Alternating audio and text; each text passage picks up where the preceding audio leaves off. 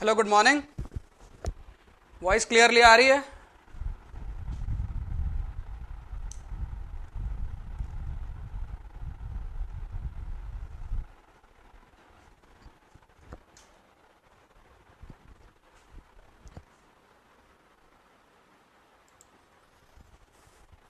Hello, good morning.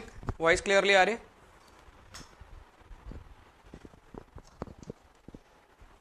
All okay. चलिए start करते हैं। तो कल का जो टॉपिक हम लोग पढ़ लिए थे उसके आगे हम आज स्टार्ट करेंगे। तो मुझे पहले बताएंगे कि आप लोग कल क्या पढ़े थे। हमने कल का क्लास में हम लोग क्या पढ़े थे, आप लोग बताएंगे, उसके आगे हम लोग आज स्टार्ट करने वाले। Good morning. बीम के बारे में पढ़े थे। हमने बात किया था सिंगली रेनफोर्स बीम होता है, डबली रेनफोर्स बीम होता है।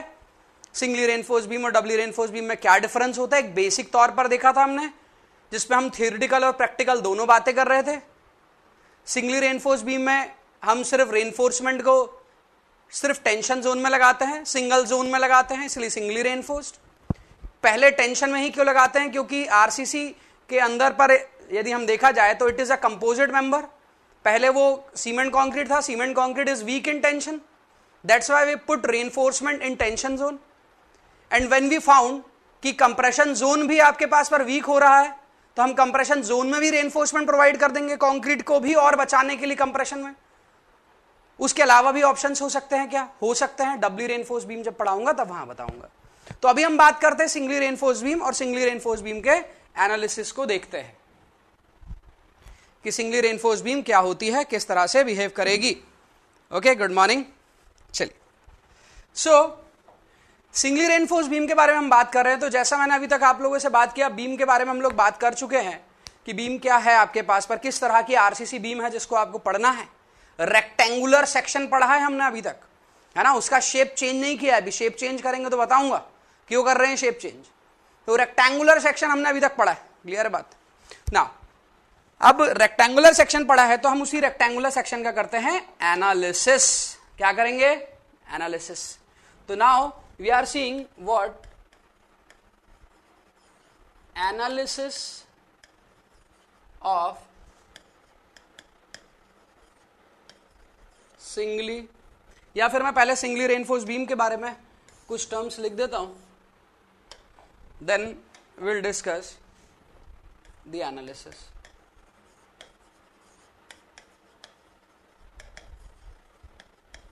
सिंगली रेनफोर्स्ड बीम क्या होता है भाई? सिंगली रेनफोर्स बीम कल बताया था मैंने, याद है? कल बताया था, हाँ सर बताया था। When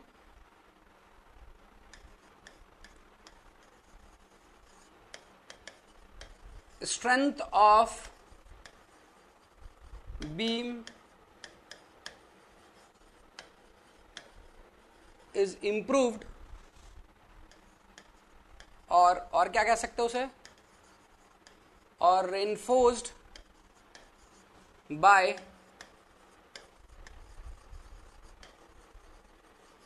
embedment of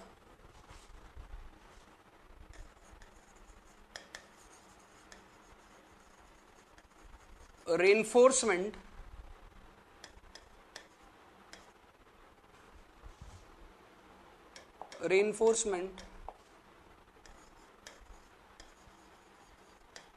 to avoid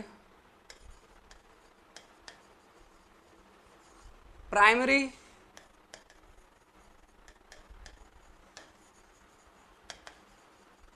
tension failure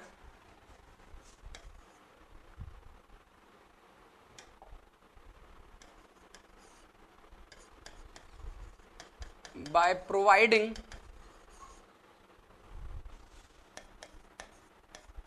in tension zone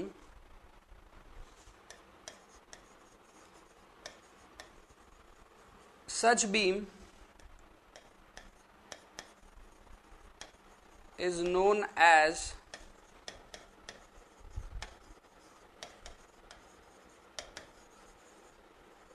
singly reinforced beam। ध्यान से पढ़े लाइन, क्या क्या लिखा मैंने।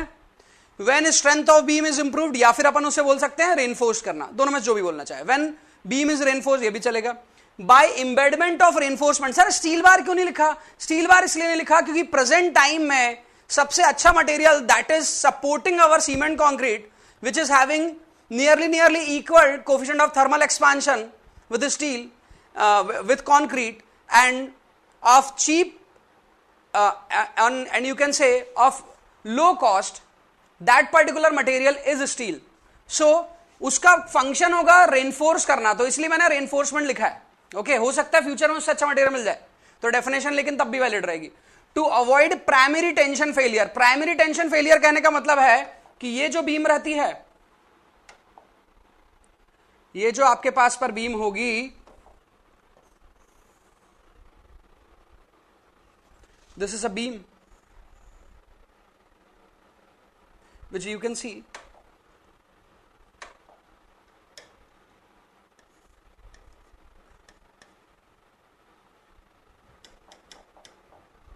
this is the width, this is depth, this is a simply supported beam,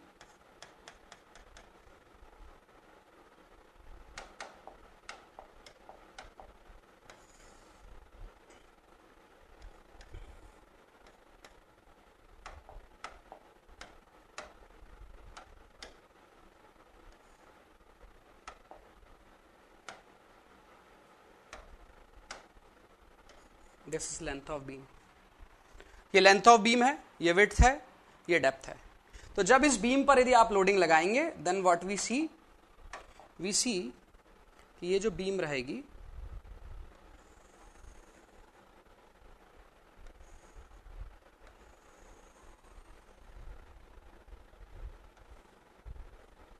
इस तरह से बेंड होता हुआ देखने को मिलेगा। जब ये बीम ऐसे बेंड होता हुआ देखने को मिलेगा तो एक और चीज हमें देखने को मिलेगी,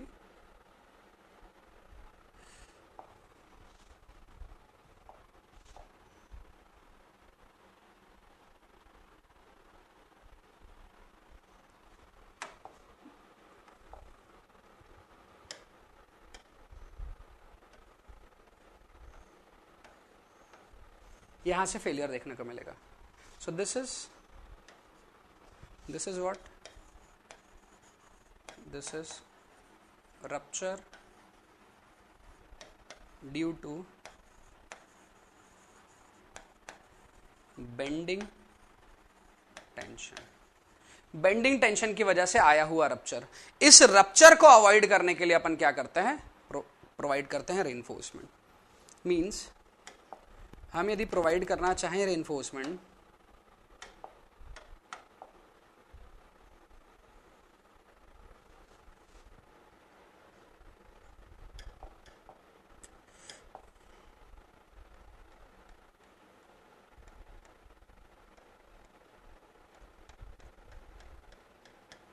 तो रेनफोर्समेंट को हम यहां लगाएंगे जहां मैंने ग्रीन लाइन ड्रॉ किया है ना, ये रहेगी किसकी लाइन? रेनफोर्समेंट की sir. So this is the position of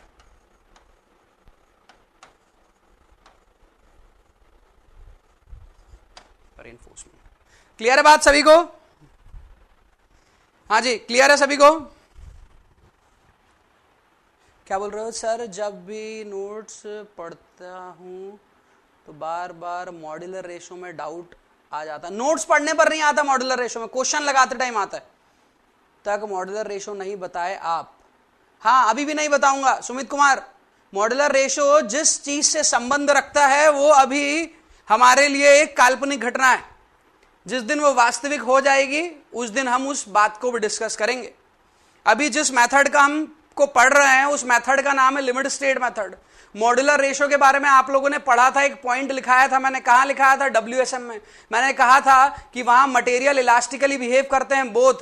कौन से? कंक्रीट और रेनफोर्समेंट।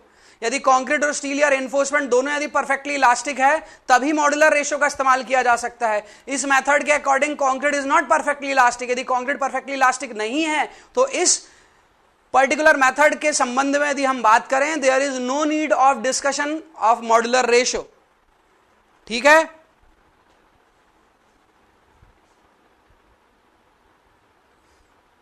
मनमोहन सिंह बहुत जल्दी पूछिए भाई। वैसे भी आपको पूछना नहीं चाहिए क्वेश्चन, क्योंकि आपके नाम के जो सबसे बड़े नेता हैं देश के, उन्होंने तो पूछा नहीं। चलिए पूछे, जल्दी पूछे।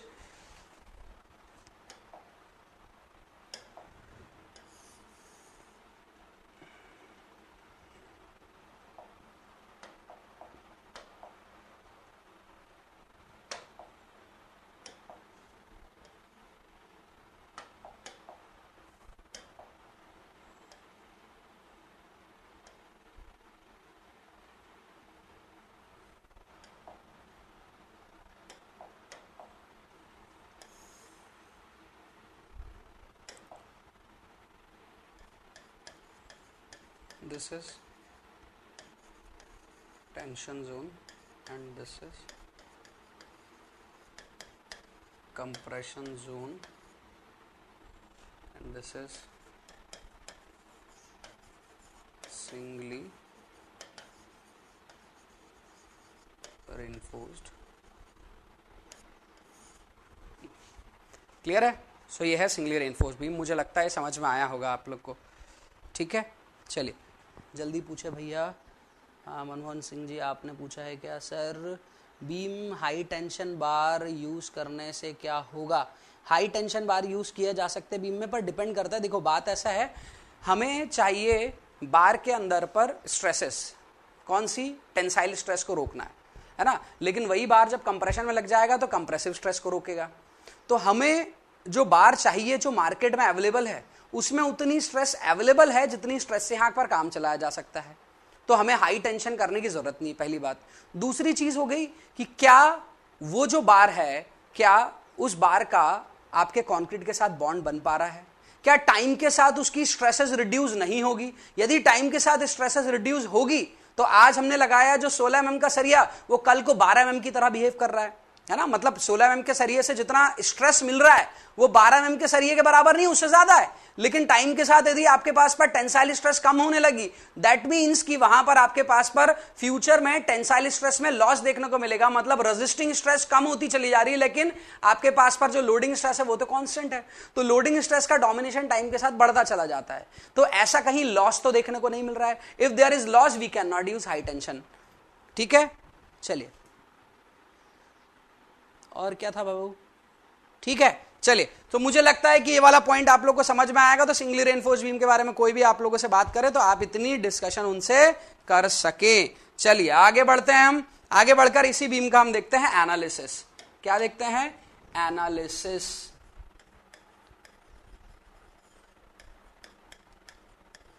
Analysis of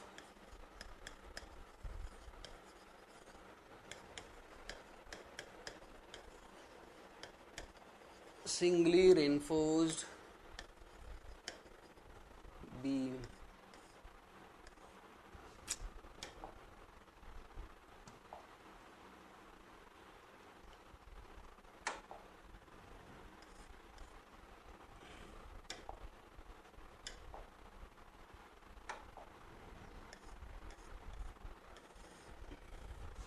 singly reinforced beam. अब सिंगली रेनफोर्स बीम का एनालिसिस करना। सर एनालिसिस करने का मतलब क्या हुआ? एनालिसिस करने का मतलब क्या हुआ? एनालिसिस करने का मतलब हुआ कि हम ये पता करेंगे कि हमारी जो बीम है इसकी कितनी कैपेसिटी है रेजिस्टेंस करने की। कैपेसिटी कितनी है रेजिस्टेंस करने की? मतलब हमें यह पता है कि सरिया रेनफोर्समेंट कहां लगाया जाएगा। हमें पता है कि स्टील बार, सरिया या रेनफोर्समेंट जो भी आप नाम ले, उसे लगाया जाएगा टेंशन जोन में। ठीक है, लेकिन कितना अमाउंट का लगाया जाएगा? सर 2 बारें लगा दूं क्या? सर 5 बारें लगा दूं क्या? सर 25 बारें लगा दूं क्या? अरे भैया जितनी जरूरत है उतना लगाओ। सर कैसे पता चलेगा जरूरत कितनी है? सर पता कैसे चलेगा जरूरत कितनी है? तो पहले पता करो कि इस जोन में जो कंक्रीट है उसकी कितनी कैपेसिटी है। कंक्रीट से पूछो कि भैया तुम कितना रोक पाओगे, उसी के अकॉर्डिंग सरिया लगाऊंगा। कंक्रीट ने कहा क्यों, मुझसे क्यों पूछ रहे हो? आपका जितना मर्जी उतना लगा दो, उससे कोई दिक्कत होगी क्या? तो हमने कहा कि हाँ भैया दिक्कत होगी, यदि तुमसे ज्यादा रेजिस्टेंस इस जोन का हो गया ना तो ये तो फेल होगा नहीं, तुम ही फेल हो जाओगे। और यदि तुम फेल हुए ना तो तुम्हारा फेलियर का नेचर होता ब्रिटल नेचर, बीम में सडन फेलियर होगा, वहां पर सेफ्टी के साथ खिलवाड़ किया जा सकता है। तो कंक्रीट ने कहा अच्छा तो मतलब मेरे रेजिस्टेंस को जानने की जरूरत बहुत ज्यादा है। हमने कहा उसी की जरूरत है, बस उसी के बेसिस पर ही स्टील लगाया जा सकता है। तो कंक्रीट फिर आपसे पूछता है कि भैया यदि मैंने आपको बता भी दिया तो आप कितना स्टील लगाओगे वहां पर। हमने कहा कि जितना आपका रेजिस्टेंस होगा उतना ही स्टील का रेजिस्टेंस होगा, जितना आपका रेजिस्टेंस होगा कंप्रेशन से उतना ही स्टील रेजिस्टेंस देगा टेंशन से। मतलब आप कर रहे हो 100 किलो न्यूटन मीटर का रेजिस्टेंस दे पा रहे हो तो स्टील भी बॉटम से कितना देगा, 100 या उससे कम। उससे कम क्यों सर? यदि 100 से कम यदि वो रहेगा तो कंक्रीट जब तक फेल होगा उसके पहले ही स्टील फेल कर जाएगा। मान लीजिए कंक्रीट रेजिस्टेंस दे रहा है 100 किलो न्यूटन मीटर का, 100 किलो न्यूटन मीटर का रेजिस्टेंस कौन दे रहा है? कंक्रीट दे रहा है। और स्टील दे रहा है कितने का? 80 का दे रहा है। तो क्या होगा, जैसे ही लोड लगेगा लगेगा लगेगा लगेगा 75 तक तो दोनों रेजिस्टेंस कर लेंगे। जैसे 80 होगा, जैसे 80 की मूवमेंट आएगी तो 80 की मूवमेंट आएगी तो मूवमेंट की वजह से टॉप में आएगा कंप्रेशन और मूवमेंट की वजह से आएगा टॉप में टेंशन ऑफ सेम अमाउंट का आएगा। 80 किलो न्यूटन मीटर की मूवमेंट से जो टॉप में और बॉटम में स्ट्रेस आई तो टॉप में तो कंक्रीट झेल लिया। कंक्रीट बोला मेरी तो लिमिट 100 तक की झेलने की थी, तुम्हें क्या हुआ? इसने कहा नहीं मेरी तो 80 तक की झेलने की थी, मैं कर रहा हूं फेल। हमने कहा अरे यार तुम फेल करोगे तो बीम फेल नहीं होगी। इसने कहा बीम तो फेल होगी लेकिन मेरे नेचर की तरह फेल होगी। अरे भाई तुम्हारा नेचर कैसा है? मेरा नेचर, मैं तो भैया डक्टाइल मटेरियल हूं, मैं डक्टाइल फेलियर शो करूंगा, लार्ज डिफॉर्मेशन विदाउट ब्रेकिंग। हमने कहा कि अच्छा तुम लार्ज डिफॉर्मेशन करोगे, मतलब कंक्रीट कह रहा है कि तुम्हारे साथ अब मैं भी फेल करूंगा क्योंकि शेप तो मेरा भी तुम्हारे साथ ही जुड़ा हुआ है, क्योंकि हम दोनों के बीच में बॉन्ड है। तो इसीलिए इस सेक्शन का फेलियर जो होगा वो डक्टाइल नेचर का देखने को मिलेगा। तो इसीलिए अगेन आई एम सेइंग कि हम अप्लाइड मूवमेंट नहीं निकाल रहे। वो तो सोमोटॉस में कर लिया ना बाबा, वो सोमोटॉस में कर लिया, उसको यहां क्यों पढ़ेंगे? अभी हम जो निकालने वाले हैं वो ये निकालने वाले हैं, हम कंक्रीट से पूछने वाले हैं कि भैया सुनो हमारी बात, हम स्टील लगाने का सोच रहे हैं तुम्हारे टेंशन जोन में, बताओ तो कितना लगाएं? तो कंक्रीट कहेगा जितना मन है उतना। हमने फिर समझाया उसको कि नहीं नहीं बाबा ऐसी बात नहीं है, यदि हमने अपनी मर्जी से लगा दिया तो ये हो सकता है कि उसकी स्ट्रेंथ, हमने यदि मर्जी से लगा दिया तो हो सकता है इसकी स्ट्रेंथ आपसे ज्यादा हो जाए, और आपसे ज्यादा यदि इधर की स्ट्रेंथ हो जाएगी कंक्रीट भैया तो तुम फेल करोगे। स्टील टेंशन जोन से फेल नहीं करेगा, तुम्हारा फेलियर ब्रिटल अनसेफ कहलाएगा, और हम नहीं चाहते बिल्डिंग में अनसेफ यदि सिचुएशन क्रिएट हो। क्लियर है? तो इसीलिए हम इस जोन के सरिये के लिए कंप्रेशन जोन की स्ट्रेंथ को जानने की कोशिश करते हैं, और उसी को बोला जाता है analysis of reinforced beam, analysis of singly reinforced beam. That means we are obtaining, that means हम ये पता करने की, हमारी जो जिज्ञासा है वो ये पता करने की है कि भैया हम यदि स्टील लगाएंगे तो कम से कम कंक्रीट कितनी हमें वहां पर रेजिस्टेंस दे रहा है। कहीं कंक्रीट को तो सरिये नहीं लगाना है, ये तो पता करो। लगाना का तो काम कर लेंगे, उसका काम होता है डिजाइन, लगाने वाला काम तो कर लेंगे, लेकिन पता तो करो कि लगाना है भी या नहीं। क्लियर है यहां तक की बात? सभी को बात यहां तक की क्लियर है? क्लियर है? शंकाओं के बादल तो नहीं है, डाउट का माहौल तो नहीं बना हुआ है?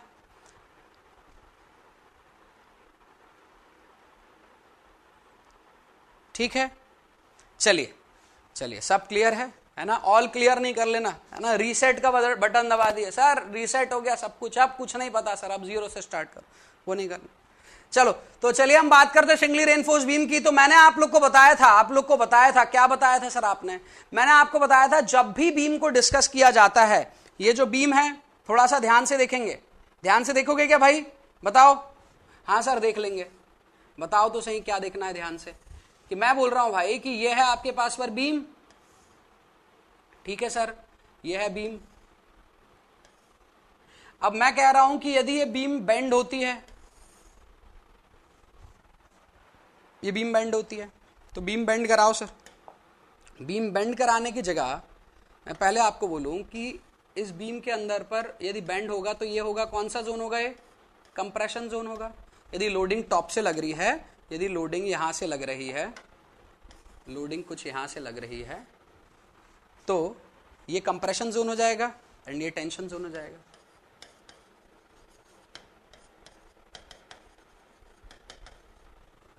क्लियर है? चलिए, तो इस बीम को बेंड कराया हमने,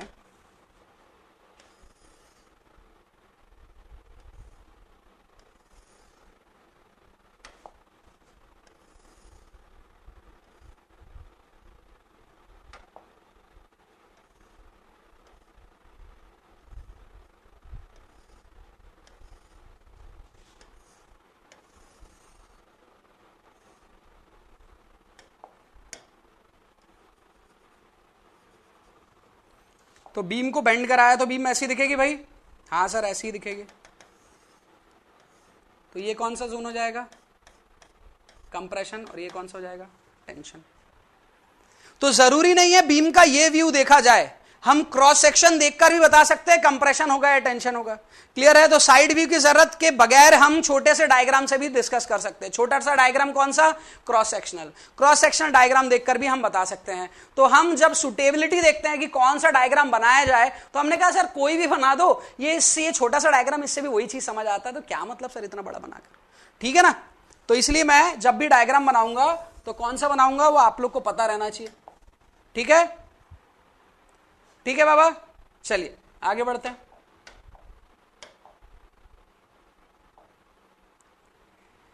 सो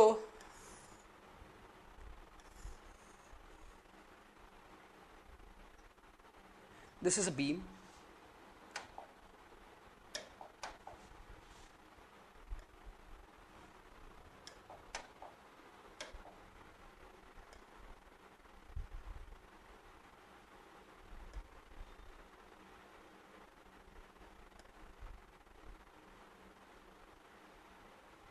एक बीम है, ठीक है? इस बीम में रिइंफोर्समेंट लगे हुए हैं, डायमेंशन है कुछ कुछ, उनका नाम लिख लेते हैं हम। This is width of beam,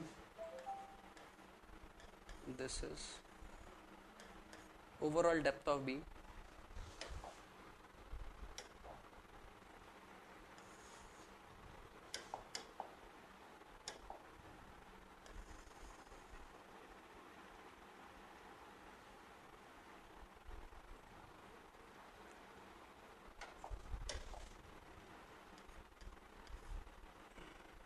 और ये कौन सी डेप्थ हो गई? ये कौन सी डेप्थ हो गई? स्मॉल डेप्थ, इफेक्टिव डेप्थ हो गई। ठीक है, अपन इन तीनों के बारे में पढ़ चुके हैं। चलिए, सो दिस इज, इसे कौन सा डायग्राम बोला जाएगा? क्या हीरो, इसे कौन सा डायग्राम बोला जाएगा? सर किसको? ये वाले को। सर इसे बोला जाएगा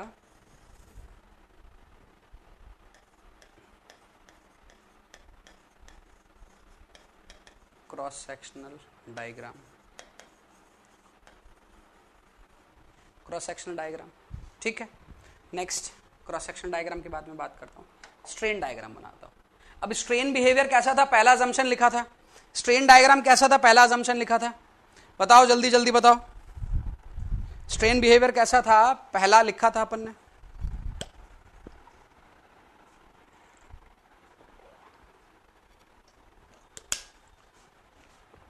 लीनियर था सर, बिल्कुल लीनियर था। चलो लीनियर था तो बनाते हैं डायग्राम।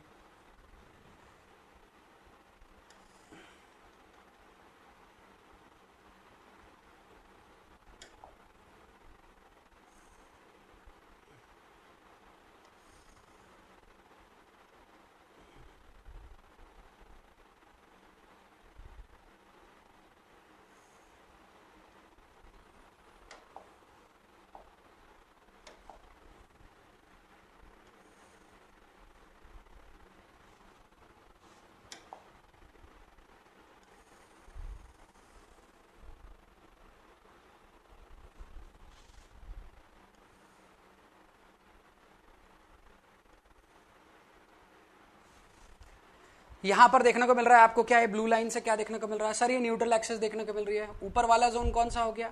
सर ये कंप्रेशन जोन हो गया। और नीचे वाला जोन कौन सा हो गया? सर ये टेंशन जोन हो गया। क्लियर है बात? ऊपर वाला कौन सा? Sir compression zone. नीचे वाला कौन सा? टेंशन जोन हो गया।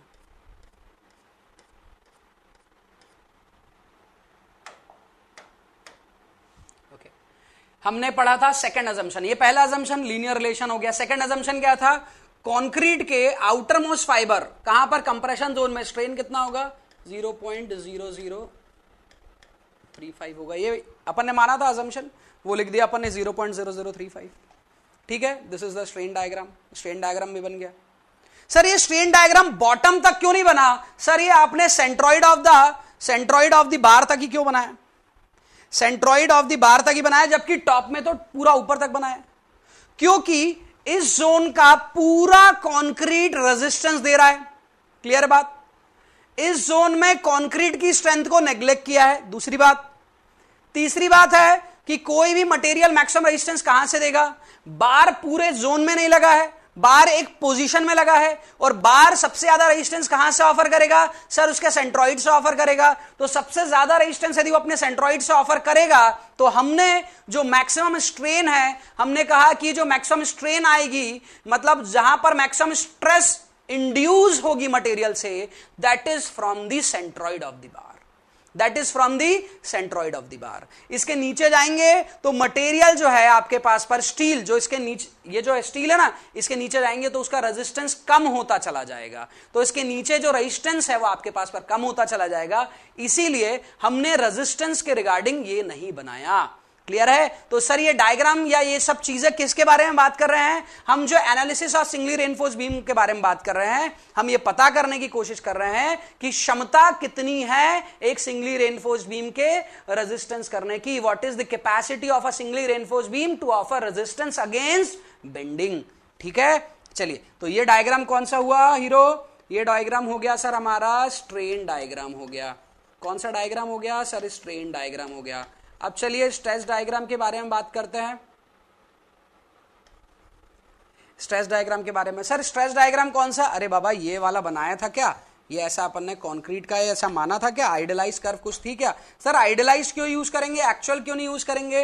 अरे भैया एनालिसिस कर रहे हैं किस मेथड के बेसिस पर? लिमिट स्टेट मेथड के बेसिस पर। तो लिमिट स्टेट मेथड के जो जो अजम्पशन है वो पूरे मानने पड़ेंगे। एक्चुअल चीजों को छोड़कर लिमिट स्टेट मेथड के अजम्पशन मानने पड़ेंगे। इसीलिए हम यहां पर क्या मानेंगे? अजम्पशन जो माना गया है कॉन्क्रीट का और स्टील का। तो यहां पर देखते हैं, यहां पर इस पॉइंट पर स्ट्रेन कितना था हीरो? बताओ भैया अंकित, कितना था स्ट्रेन इस पॉइंट पर?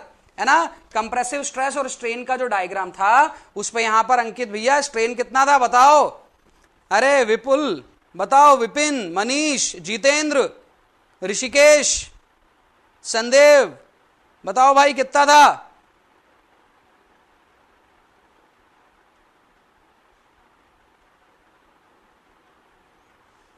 बिल्कुल सर 0.0035 था। जो 0.0025 प्लस समथिंग बोल रहे हैं वो स्टील और कंक्रीट में समझ ही नहीं पाए हैं। दो चीज अलग अलग होती है। अरे दो चीज अलग अलग होती है कि नहीं होती है? होती है ना।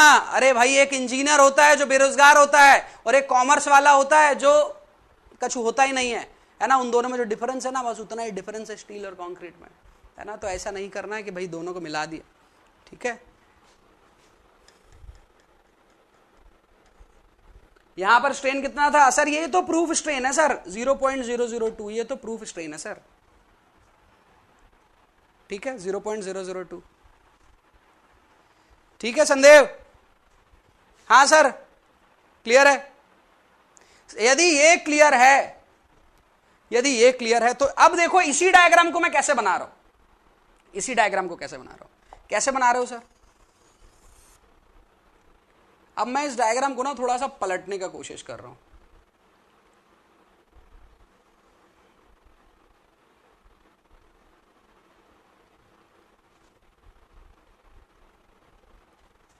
अब ये जो डायग्राम आपको दिख रहा है, मैं इसकी मिरर इमेज करने वाला हूं, जस्ट मिरर इमेज। अब ये हो पाए तो बहुत बढ़िया, नहीं हो नहीं पा रहा है ये अभी मुझसे इधर पर। बस मैं इस डायग्राम की मिरर इमेज कर रहा हूं। कोई फर्क होगा क्या उससे? नहीं आएगा सर। अरे क्यों कर रहे हो सर आप? अरे बाबा इधर पर क्या लिखा है मैंने? इधर पर क्या लिखा है सर? स्ट्रेन लिखा है। तो मैं चाहता हूं कि इस एक्सिस पर मुझे क्या देखने को मिले? स्ट्रेन देखने को मिले। इस एक्सिस पर स्ट्रेन देखने को मिले कि मैं स्ट्रेन को डिनोट कर सकूं, है ना। एक्सिस बोल रहा हूं मैं, यहां पर स्ट्रेन को मेंशन कर सकूं। अच्छा सर तो इसे कैसे करोगे आप?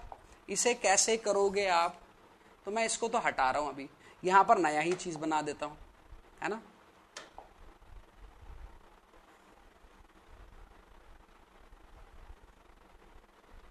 दिखेगा?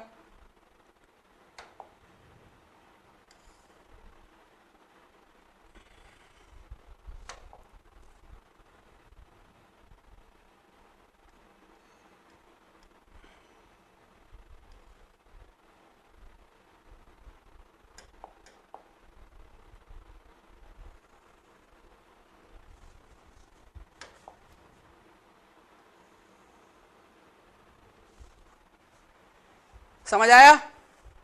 समझ आया भाई? इस पॉइंट पर स्ट्रेन कितना है सर? लिखा हुआ है बगल में तो 0.0035, और यहां पर कितना स्ट्रेन है? यहां पर कितना सर? उसको यहां लिख दो आप, कितना है यहां पर? 0.002 है। क्लियर है? क्लियर है बाबा? हाँ सर क्लियर है। यदि यहां पर स्ट्रेस पूछा जाए तो स्ट्रेस कितनी होगी सर? ये समझ नहीं आ रहा है डायग्राम में, इसको सही सीधा कर लेते हैं अपन, इसको सीधा कर लेते हैं। अब समझ आएगा? अब समझ आएगा? सीधा हो गया? हाँ सर सीधा हो गया। तो यहां पर स्ट्रेस सर इसको इधर पर लिखते थे आप, इसको सर आप इधर पर लिखते थे, यहां पर लिखते थे 0.45 FCK। अरे तो यहां पर मतलब टोटल स्ट्रेस कितनी है आपके पास पर? Resisting 0.45 FCK। क्लियर है? ऐसा लिख सकता हूं, ऐसा लिख सकता हूं, तो यहां भी मेंशन कर सकता हूं कितना? 0.45 FCK। मतलब जब स्ट्रेन 0.0035 मिलेगी तब ज्यादा से ज्यादा रेजिस्टेंस मिल सकता है कंक्रीट से। कितना मिल सकता है? ज्यादा से ज्यादा मिल सकता है कंक्रीट से रेजिस्टेंस कितना मिल सकता है भैया?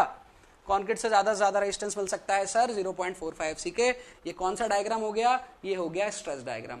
सर आपने तो सिर्फ कंक्रीट का बनाया सर। अरे सर बात तो सुनो। हाँ क्या है भाई? सर ये तो आपने सिर्फ कंक्रीट का बनाया, स्टील का क्यों नहीं बनाया? अरे बाबा बात तो समझो, स्टील कहां पर है, स्टील किस पोजीशन पर है? क्या स्टील पूरे जोन में लगा है क्या? नहीं सर पूरे जोन में तो नहीं लगा। कहां लगा है सर? एक पोजीशन में, छोटी सी पोजीशन में लगा है। तो उस पोजीशन में स्ट्रेस डायग्राम बनाओ, उस पोजीशन में स्ट्रेस डायग्राम बनाओ। सर वो तो बहुत छोटा सा बनेगा, तो मत बनाओ। अच्छा सर नहीं बनाए? हाँ बिल्कुल नहीं बनाओ। क्यों? क्योंकि यहां पर रेजिस्टेंस कौन दे रहा है सर? स्टील दे रहा है। स्टील क्या पूरे जोन से रेजिस्टेंस दे रहा है या एक लेवल पर दे रहा है? सर एक लेवल पर दे रहा है। तो उसी लेवल पर, उस छोटी सी लाइन पर डायग्राम बनाओ। सर वो तो बहुत छोटा बनेगा, दैट इज नॉट विजिबल। तो मत बनाओ ना, क्या जरूरत है स्ट्रेस डायग्राम बनाने की? आपको तो फिलहाल मतलब है किससे? रेजिस्टेंस से। ये कंक्रीट कितना रेजिस्टेंस दे सकता है। आ रही है बात समझ में? बात आ रही है समझ में? नहीं आ रही है? जल्दी बताइए। क्लियर है? क्लियर है भैया? देखो 35 लोग दिख रहे हैं मुझे मिलाकर, मतलब 34 है। 34 यस नो हाँ ना आना चाहिए। या फिर चाय पी रहे हो चाय पियो, नाश्ता कर रहे हो नाश्ता करो, इंस्टा चला रहे हो इंस्टा चलाओ, रील बना रहे हो रील बनाओ, है ना? मोदी जी वाह, मोदी जी वाह चल रहा है वो करो। जय राहुल गांधी जी की वो चल रहा है वो चलाए, है ना? या फिर केजरीवाल बन जाए, या तो इधर ही ध्यान दो। इधर ध्यान दोगे तो एक चीज का गारंटी है, सिंगली रेनफोर्स बीम का एनालिसिस कभी नहीं जाएगा, और उधर का कोई गारंटी नहीं है। ठीक है चलिए, तो यहां पर देखते हैं अपन। ठीक है सर, अब बात करते हैं कंप्रेशन जोन में क्या होगा, टेंशन जोन में क्या होगा। कि जब भी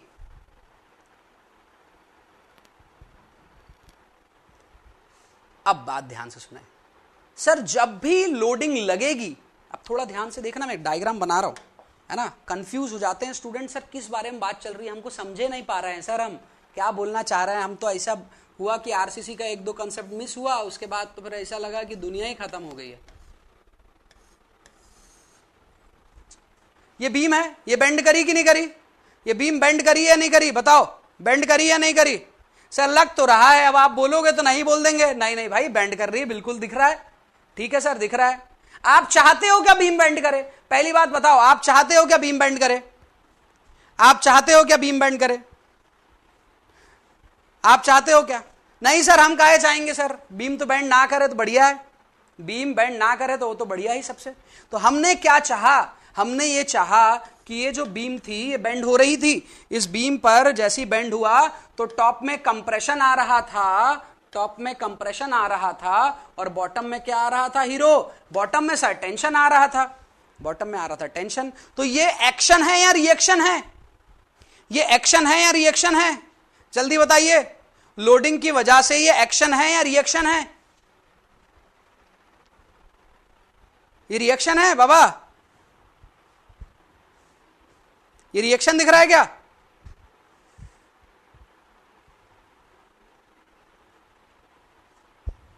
सर लोड लगाया, लोड की वजह से इस तरह की एक्शन देखने को मिली, है ना। रिएक्ट, ये बीम रिएक्ट कब करेगी? ये बीम रिएक्ट क्या करेगी? सर ये बीम रिएक्ट करेगी कि बीम ना कंप्रेशन में कंप्रेशन नहीं होने देगी और टेंशन में टेंशन नहीं होने देगी। That is the reaction.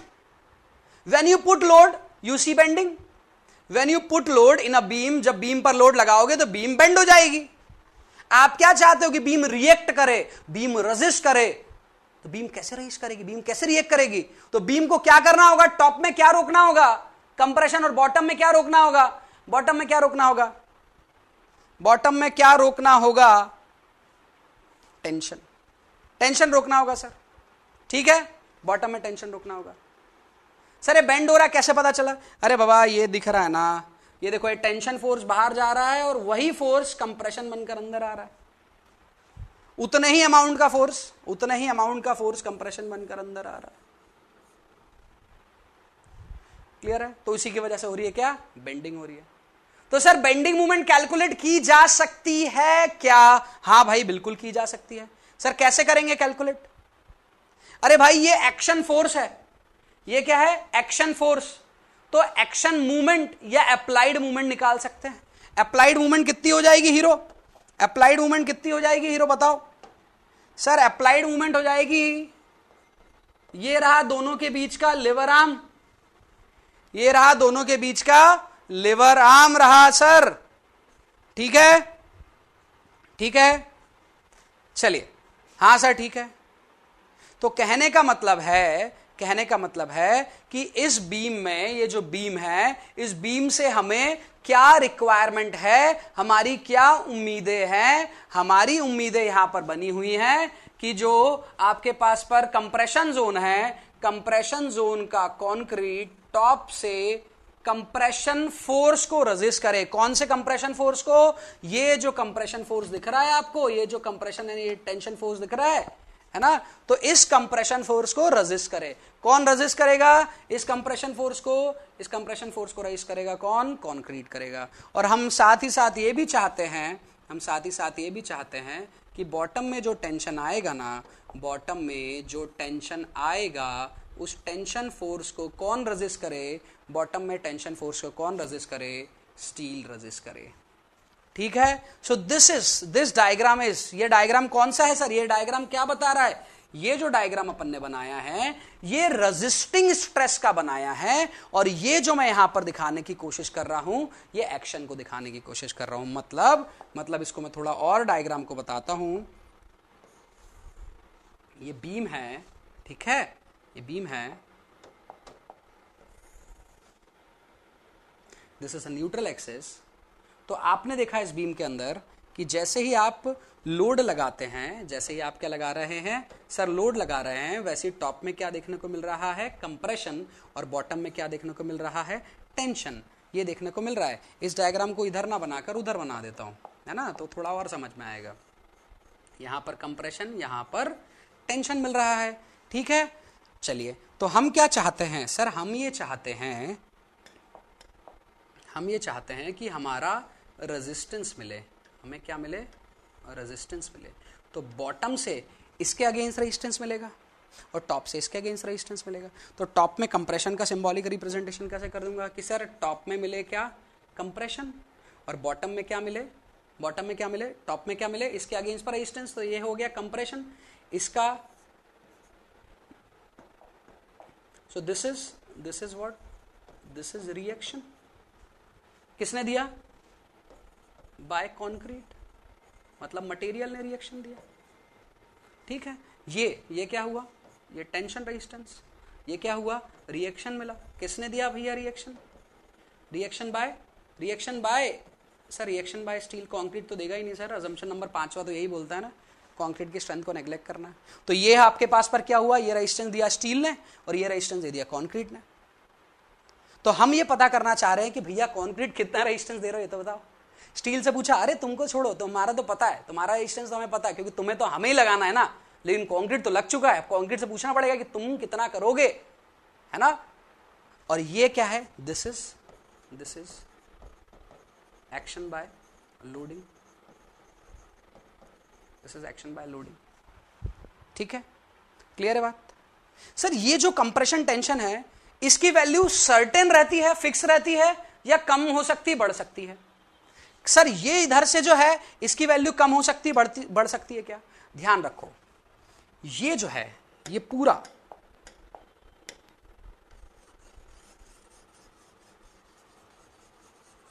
ये पूरी चीज किस पर डिपेंड करती है? लोडिंग पर। किस पर डिपेंड करती है हीरो? सर लोडिंग पर। लोडिंग पर जितना ज्यादा लोड उतना ज्यादा बेंडिंग, उतना ज्यादा कंप्रेशन, उतना ज्यादा टेंशन।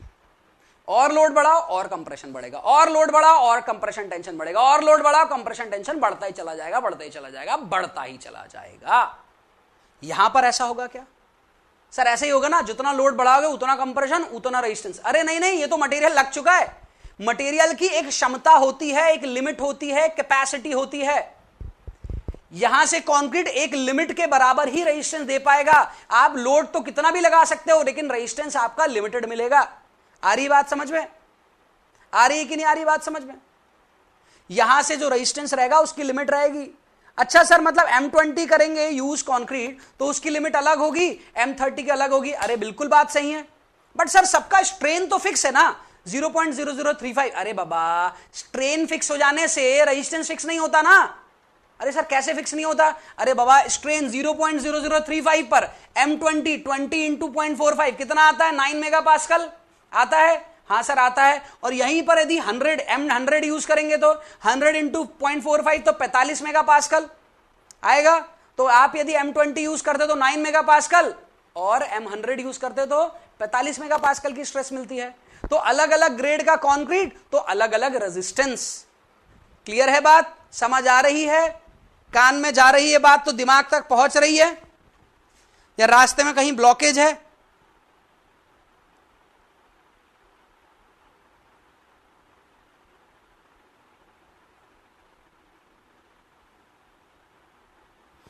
क्लियर है? तो अब मुझे आप लोग समझाएं, अब आप लोग मुझे समझाएं कि हम क्या पढ़ रहे हैं। हम इस एक्शन को पढ़ रहे हैं या हम इस रिएक्शन को पढ़ रहे हैं, या हमें पढ़ना क्या है? चलो पढ़ना क्या है, एक्शन को पढ़ना है या रिएक्शन को पढ़ना है? जल्दी बताइए, जल्दी बताइए। एक्शन को पढ़ना है या रिएक्शन को पढ़ना है? जल्दी बताइए।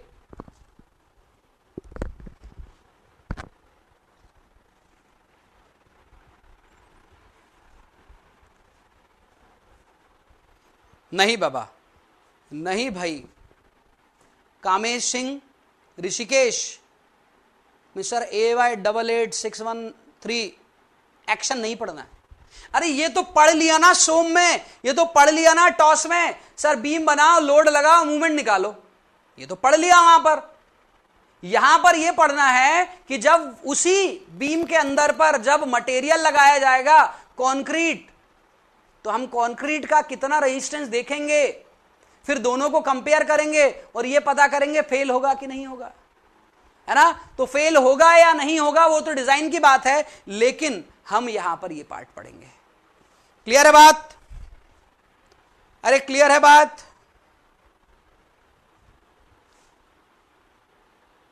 ऋषिकेश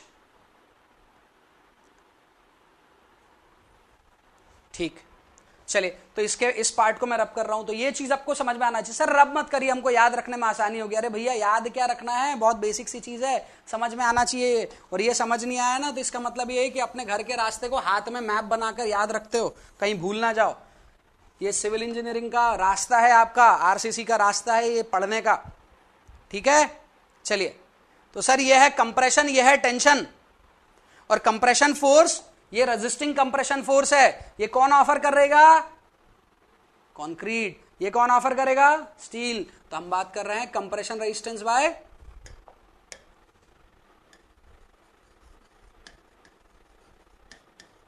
ये कौन सा फोर्स है? Compression force. और ये कौन सा फोर्स है? This is tension force. कौन ऑफर करेगा सर? कंक्रीट। वो कौन ऑफर करेगा सर? ये कौन ऑफर करेगा? स्टील। और वो कौन ऑफर करेगा? कंक्रीट। इन दोनों के बीच की डिस्टेंस भी हमें पता है सर, इसको हमने पढ़ रखा है। इसे हम क्या बोलते हैं? इसे बोलते हैं क्या हम? इसे हम बोलते हैं लेबर आर्म। क्या बोलते हैं इसे? Labour arm. ठीक है, ठीक है, हाँ सर ठीक है ना। Z से डिनोट कर दो, LA से डिनोट कर दो, जिससे डिनोट करना कर दो। ठीक है सर, कर दिया। अब बात होती है मूवमेंट निकालने की। हमें क्या पता है, वो जो मैंने पिछले डायग्राम बताए थे ना, एक बीम वाला और उसके बगल में रिएक्शन, तो एक्शन में क्या पता चलता है? और हमेशा क्या होना चाहिए? एक्शन के बराबर रिएक्शन होना चाहिए। इवन हम तो चाहते हैं कि रिएक्शन ज्यादा अवेलेबल हो, भले ही यूज ना हो।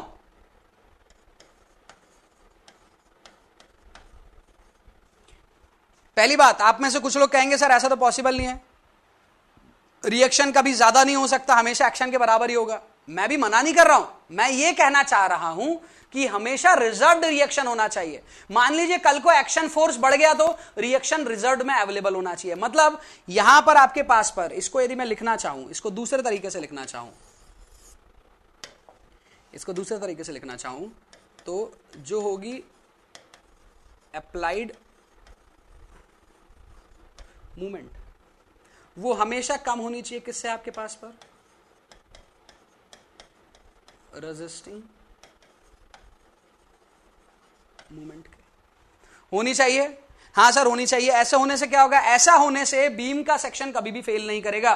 सर कहां से फेल नहीं करेगा? टेंशन से। अरे बाबा टेंशन में तो स्टील जितना लगाना लगा सकते हैं ना, कंप्रेशन से। अरे कंक्रीट की बीम, कंक्रीट नहीं, कंक्रीट की बीम जो है वो कंक्रीट को ही फेल होता ना देखे। मतलब बीम बनाया कंक्रीट की और अब कंक्रीट ही फेल कर गया। आ रही बात समझ में? मतलब खुद पढ़ाने गए अपने फ्रेंड्स को, वो तो पास कर गए, खुद ही फेल कर गए। तो it is just like that कि कंक्रीट को ने कहा कि भैया मैं तो फेल नहीं होऊंगा, स्टील स्टील लगाओ, स्टील लगाया कंक्रीट को, अरे यार मैं ही फेल हो गया। तो हमने पहले कंक्रीट से पूछा कि तुम्हारी क्षमता कितनी है वो बताओ, और तुम्हारी क्षमता, तुम्हारा रेजिस्टेंस हमेशा किससे ज्यादा रहना चाहिए? अप्लाइड से। बट सर अभी आप थोड़ी देर पहले बोले थे, कि ये सर्टेन होता है और ये होता है सर अनसर्टेन। मतलब सर इसकी वैल्यू कुछ भी हो सकती है। अप्लाइड मूवमेंट यदि सिंपली सपोर्टेड बीम में यूनिफॉर्मली डिस्ट्रीब्यूटेड लोड लग जाए तो मूवमेंट कैसे निकाली जा सकती है? सर सिंपली सपोर्टेड बीम में यदि यूनिफॉर्मली डिस्ट्रीब्यूटेड लोड लग जाए तो वहां पर मूवमेंट निकाली जा सकती है WL²/8, है ना। और हम चाह रहे हैं कि यहां से रिएक्शन जो हो वो इससे ज्यादा हो। सर लोड की वैल्यू तो कुछ भी हो सकती है ना। सर मान लीजिए आज मेरे घर पर फर्स्ट फ्लोर पर मैं रहता हूं अकेला, ग्राउंड फ्लोर पर पूरी फैमिली, फर्स्ट फ्लोर पर अपन अकेला। अपन गए थे पढ़ने के लिए। कहाँ गए थे? अरे कहीं गए होंगे, किसी शहर गए होंगे। घर वालों ने कहा कि अरे बेटे को इंजीनियरिंग कराते हैं, बढ़िया लोन वोन लेकर बेटे को भेज दिया, या फिर घर में कहीं अच्छा रखा होगा पैसा वैसा, वो सब लगाकर भेज दिया। लगा लड़के पर अपना उज्जवल भविष्य देखने को मिला कि नहीं ये वंश को आगे ले जाएगा, दुनिया में कुछ नया चीज़ देगा। तो उन्होंने दुनिया में नई चीज़ दे दी, बेरोजगारी दे दी। तो स्टूडेंट गया भैया, अपन गए और जाकर अपन ने बीटेक कर लिया। बीटेक करने के बाद जब रिटर्न आए तो घर वाले बोले कि क्या बेटा जॉब आपका? बोले नहीं जॉब नहीं, हम सोच रहे हैं SSC JEE निकालेंगे, हम याला JEE निकालेंगे, वाला JEE निकालेंगे, है ना। तो घर वालों ने कहा ठीक है, तो उसके लिए क्या करना? बोले उसके लिए सबसे पहले क्या करना, मुझे माहौल बनाकर देना आप लोग को, क्योंकि मैं हूँ इंजीनियर। अब इंजीनियर का क्या एक लेवल होता है, इंजीनियर ऐसे नहीं कि कहीं भी बैठकर पढ़ लेगा। अरे यार मेरा ये लेवल है। वो भले वो स्टूडेंट बोल रहा है जो हॉस्टल में ना, मतलब एक रूम में 8 लड़के रहते थे, ये वो बोल रहा है इसको माहौल चाहिए। घर वालों का ठीक है भैया, बेटा बोल रहा है पढ़ाई के लिए, तो उसको माहौल बनाकर दे दिया। उसको माहौल बनाकर दे दिया कि चलो तुम फर्स्ट फ्लोर पर रहो, टेंशन फ्री रहो। लड़के ने कहा वेंटिलेशन चाहिए मुझे। तो घर वालों ने कहा ठीक है वेंटिलेशन तो होगा ही घर पे। नहीं बोले वेंटिलेशन, क्योंकि इंजीनियरिंग में कुछ चीज़ें सीख ली हैं जिसके लिए वेंटिलेशन की भी जरूरत होती है। अब वेंटिलेशन हो गया, सब कुछ हो गया घर पर, एक अकेला लड़का रह रहा था और आप में से ही कोई था। वो पढ़ा, अच्छे से पढ़ा, पास हो गया, एग्जाम क्वालिफाई कर लिया, गवर्नमेंट जॉब लग गई। गवर्नमेंट जॉब लगने के बाद किसी जगह पर पोस्टिंग हो गई, वहां गवर्नमेंट क्वार्टर मिल गया, लड़का खुश। घर वाले टेंशन में कि अरे बेटा तो चला गया, ऊपर वाला रूम पूरा, ऊपर वाला पूरा जो जगह है वो पूरा खाली है, तो क्यों ना किसी बच्चे को दे दिया जाए।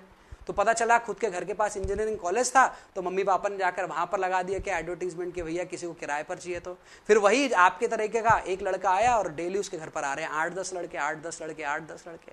तो 8-10 लड़के आ रहे हैं, लेकिन घर वालों को लगा था कि एक ही बच्चा आएगा, लेकिन वहां पर सडन लोड बढ़ गया। है ना, स्टोरी में नहीं जाना है, लोड पर जाना है, रिटर्न तो लोड पर जाना है। तो लोड आपने जो सोचा था वो लोड ना रहकर लोड बढ़ गया। लेंथ वो तो नहीं बढ़ सकती है कि बच्चे आए, बच्चों ने कहा कि अंकल आंटी नीचे सो रहे हैं तो एक काम करते कॉलम को खसका दिया तो बीम की लेंथ बढ़ गई, ये तो नहीं होगा ना।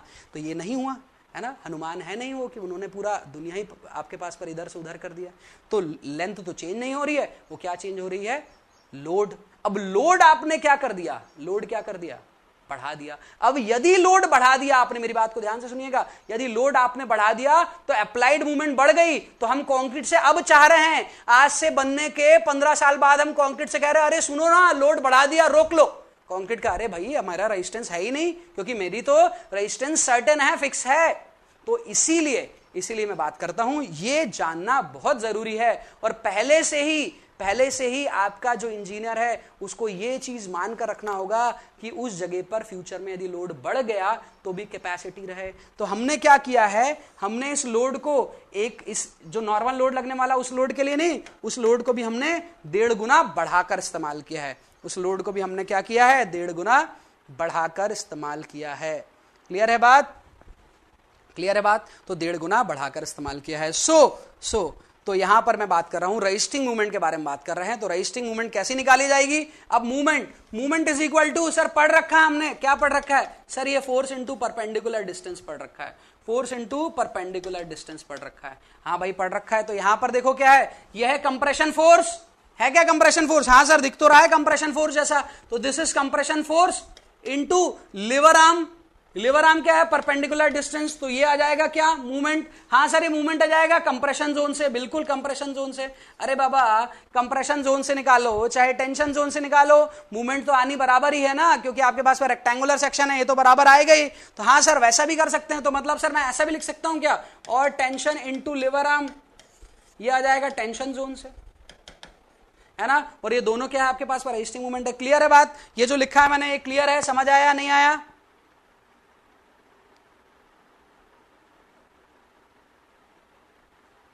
बताऊंगा अभी। संदीप महेश्वरी थोड़ा सा इंतजार करो, बताऊंगा उस बारे में भी।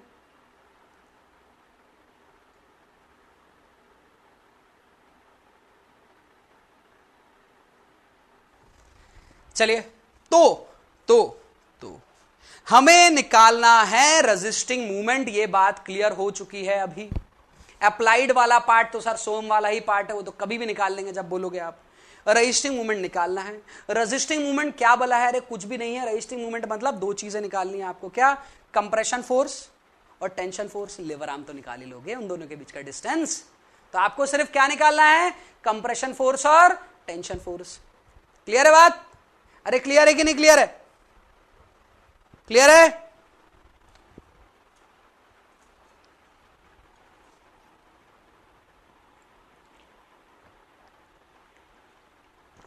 सर आप ऐसा ये अभी इतना क्यों बता रहे हो, हमने तो बहुत सारी जगह वीडियो देखे हैं, मतलब YouTube वगैरह पर वीडियो देखे हैं। सर लोग तो सीधा इसके बाद आगे बढ़ जाते हैं। सर लोग इसलिए बढ़ जाते हैं आगे क्योंकि वो आपको मानते हैं विद्वान, वो आपको विद्वान मानते हैं, वो आपकी बहुत रिस्पेक्ट करते हैं।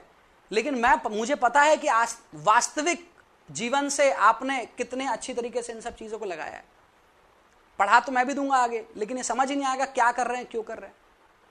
अब यहां पर मैं बात करता हूं कंप्रेशन फोर्स, टेंशन फोर्स, इनके बारे में पता चल गया। हम आखिरी स्टेज तक क्यों, हम कहां तक जाना चाहते हैं, मंजिल क्या है हमारी। सर हमारी मंजिल है कि कंप्रेशन और टेंशन फोर्स निकाल लूं मैं। यहां जो कंप्रेशन और टेंशन फोर्स दिख रहा है वो निकाल लूंगा, लिवर आर्म निकाल लूंगा। क्या करोगे भाई उसका, अरे सर उससे रजिस्टिंग मूवमेंट निकल जाएगी। अरे रजिस्टिंग मूवमेंट का क्या करोगे, अरे सर अप्लाइड से कंपेयर करूंगा, उससे क्या होगा। अरे सर पता चलेगा ना कि हमारी बीम रजिस्ट कर भी पा रही है नहीं कर पा रही है। अच्छा यदि कर पाई तो सर बहुत अच्छा, खुश। नहीं कर पाई तो कोई बात नहीं, रेजिस्टेंस बढ़ा देंगे। कैसे, ग्रेड ऑफ कंक्रीट चेंज कर देंगे। और क्या करोगे, सर ज्यादा कुछ हुआ तो सरिया लगा देंगे टॉप में, तब भी कंक्रीट फेल नहीं करेगा। तरीके हमारे पास पर सर बहुत सारे, हमें तो लेकिन पता करना क्षमता है कितनी। क्लियर है बात, क्लियर है।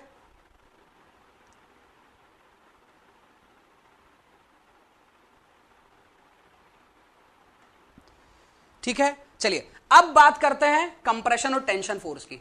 सर कंप्रेशन फोर्स की बात करो, टेंशन फोर्स की। Force is equal to sir क्या लिख सकते हैं, force is equal to sir आप लिख सकते हो स्ट्रेस इनटू एरिया।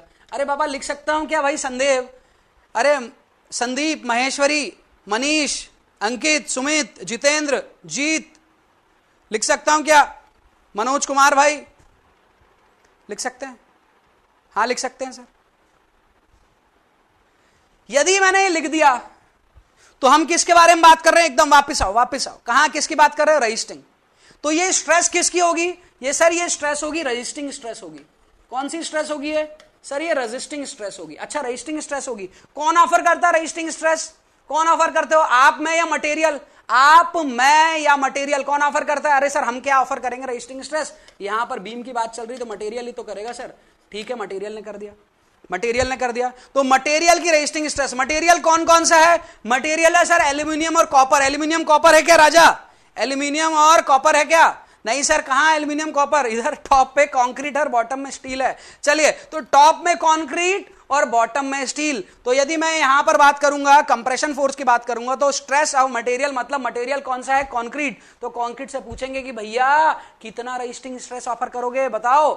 कंक्रीट बता देगा अपना रजिस्टिंग स्ट्रेस। और फिर जितने एरिया में क्या लगा हुआ है, जितने एरिया में क्या लगा हुआ है, जितने एरिया में लगा हुआ है कंक्रीट। मतलब यदि इस डेप्थ को यदि मैं मार्क करता हूं, इस डेप्थ को यदि मैं मार्क करता हूं, क्या नाम रख देता हूं इस डेप्थ का?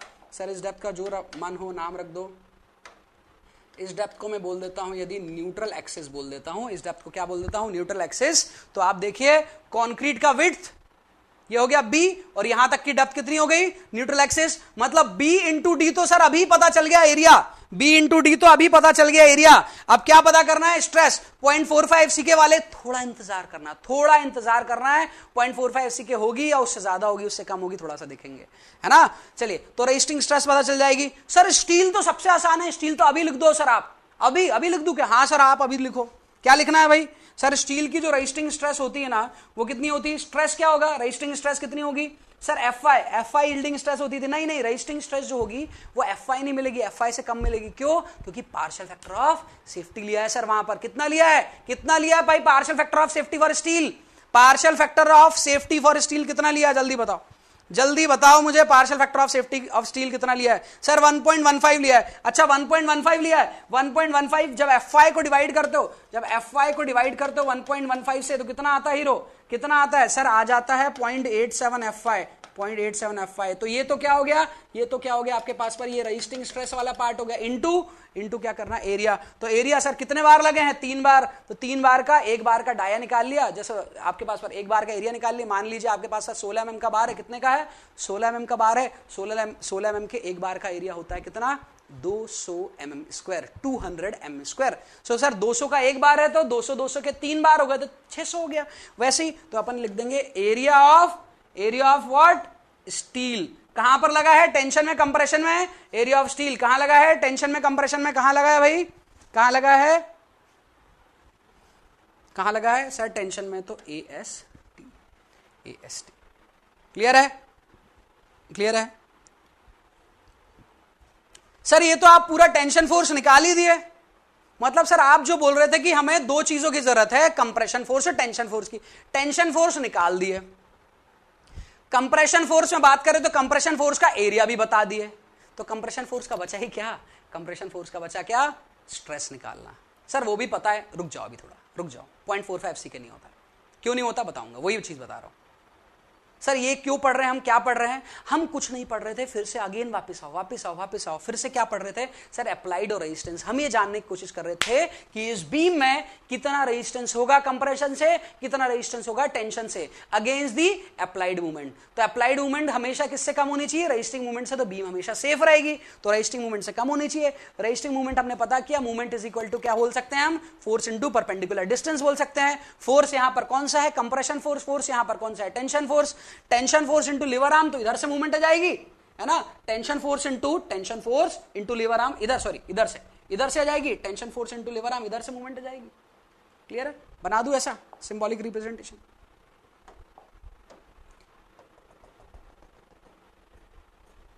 ये हो जाएगी, है ना। Tension force into lever arm, और उसी जगह, और जब compression force into lever arm करूंगा तो ये मूवमेंट आ जाएगी। क्लियर है बात? क्लियर है बात? तो क्यों पढ़ रहे हैं, क्या पढ़ रहे हैं, टारगेट क्या है, समझ आया नहीं आया? जल्दी बताइए,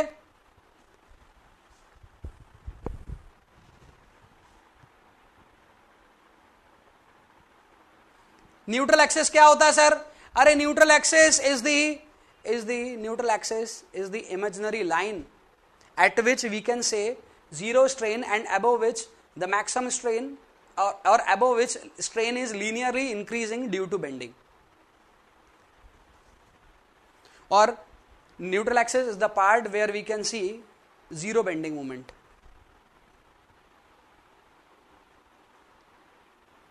ठीक है,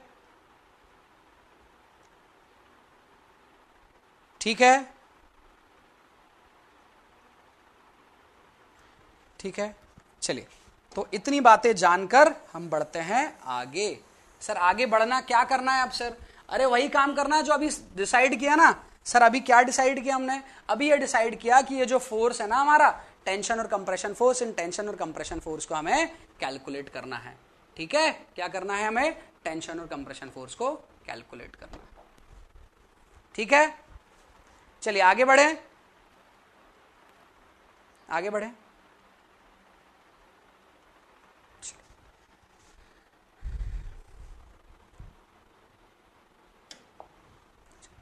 तो सबसे पहले मैं बात करता हूं, सबसे पहले एक एक कर चीजें निकालते हैं। सबसे पहले मैं बात करता हूं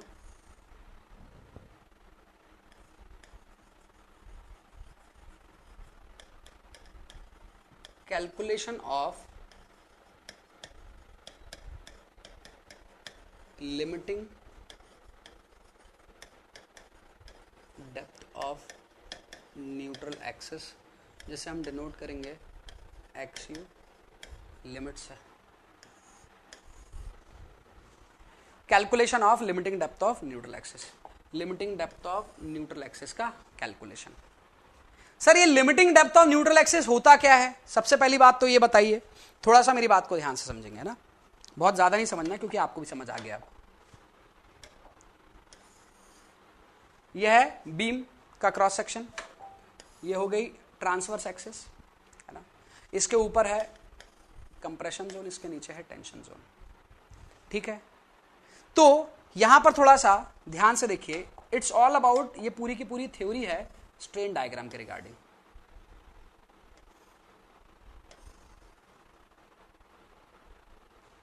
ये स्ट्रेन डायग्राम बन गया। ठीक है, यहां पर स्ट्रेन कितना होगा? यहां पर स्ट्रेन कितना होगा हीरो? सर 0.0035, ज्यादा से ज्यादा इतना आ सकता है, इससे ज्यादा आ सकता है, ज्यादा से ज्यादा इतना आ सकता है, इससे ज्यादा आ सकता है, यस और नो? इससे ज्यादा आ सकता है, यस और नो? बताएंगे, इससे ज्यादा आ सकता है, यस और नो? इससे ज्यादा आ सकता है, यस और नो? नहीं सर, लगता तो नहीं है इससे ज्यादा आ पाएगा।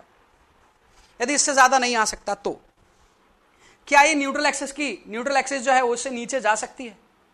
भेजकर देखो सर, भेजकर देखते हैं, भेजकर देखते समझ आ जाएगा ना सर कि जा पाएगी कि नहीं। यहां भेज दो न्यूट्रल एक्सिस, यहां भेज दिया। स्टील तो यहीं रहेगा, स्टील तो यहीं रहेगा।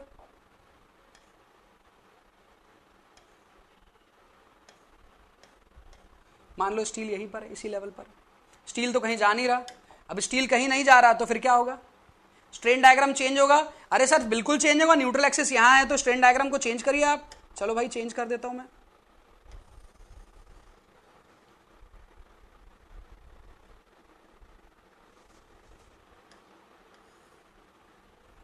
ये जो स्ट्रेन है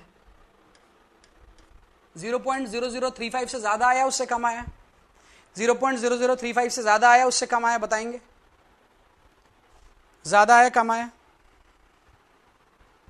ज्यादा आ रहा है सर, ज्यादा आ रहा है, बिल्कुल ज्यादा आ रहा है। इतना अलाउड है क्या? इतना अलाउड है क्या? सर देखो आ तो सकता है लेकिन कोड में अलाउड नहीं है।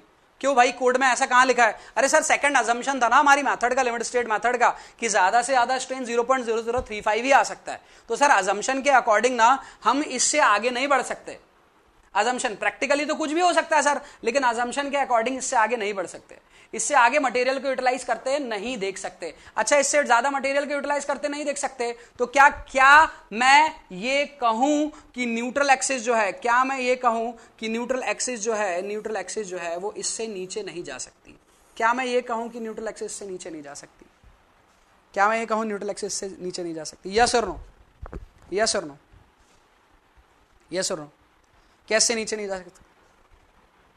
इसे नीचे नहीं जा सकते, यस और नो?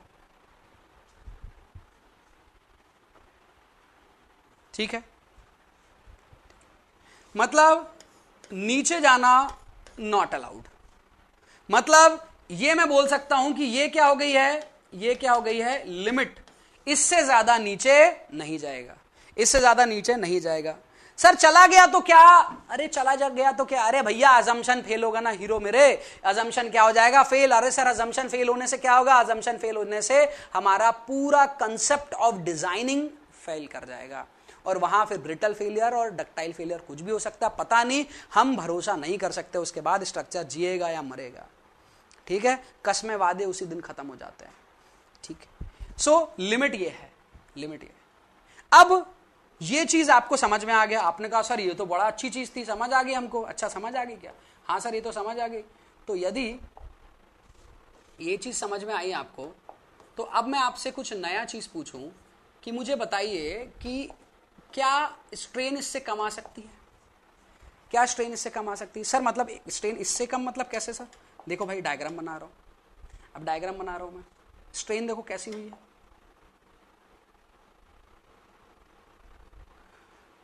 इसी पॉइंट से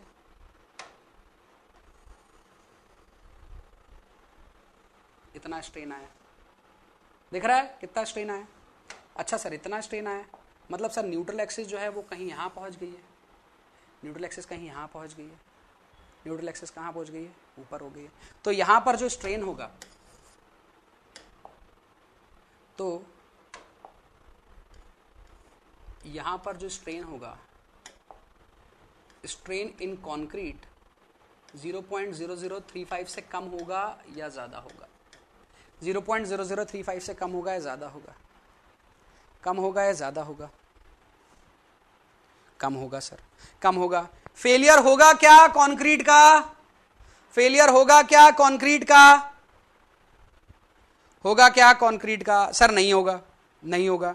अब मेरी बात को ध्यान से समझे, मेरी बात को ध्यान से समझे। सर आपकी ही तो बात को समझ रहे हैं, हम तो समझने की कोशिश ही नहीं कर रहे अपने दिमाग से। तो यहां पर मेरी जो बात है वो क्या कह रहा है, पहला केस में कह रहा है कि ये पता करो कि कंक्रीट, ये पूरा सेक्शन जो है ना आरसीसी का, इस पूरे सेक्शन में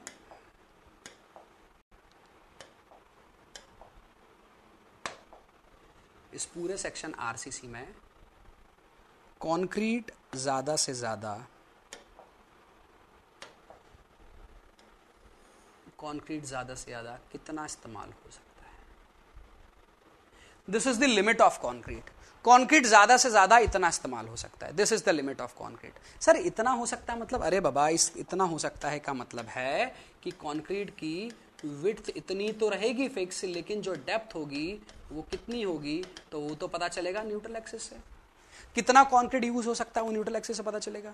इतना एरिया, सर एरिया का क्या करोगे? अरे भैया यहां पर बताया नहीं था आपके पास पर फोर्स इज इक्वल टू क्या होता है? Stress into area. तो एरिया तो आएगा ना, कितना कंक्रीट का एरिया इस्तेमाल होगा, कितना कंक्रीट का एरिया इस्तेमाल होगा। क्लियर है बात? क्लियर है? क्यों पढ़ रहे हैं? समझ आया? क्यों पढ़ रहे हैं? समझ आया नहीं आया? जल्दी बताइए। क्लियर है?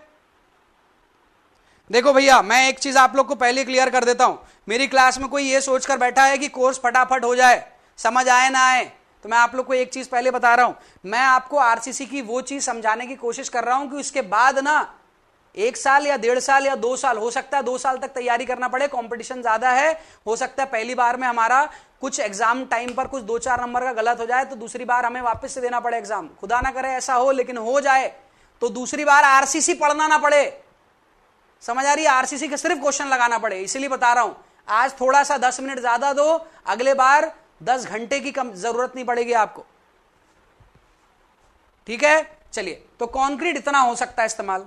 सो ये है लिमिट। ये कहां से पता चला आपको? सर ये लिमिट से पता चला, ये लिमिट से पता चला कि कंक्रीट इस लिमिट तक इस्तेमाल किया जा सकता है। ठीक है, क्या कंक्रीट इससे कम इस्तेमाल हो रहा है? सर यदि स्ट्रेन 0.0035 से कम रहेगा ना, यदि ये वाला रहेगा,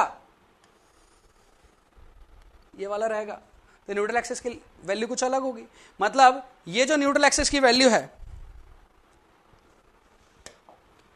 मतलब ये जो न्यूट्रल एक्सिस की वैल्यू है, इसको मैं ये लिख सकता हूं क्या?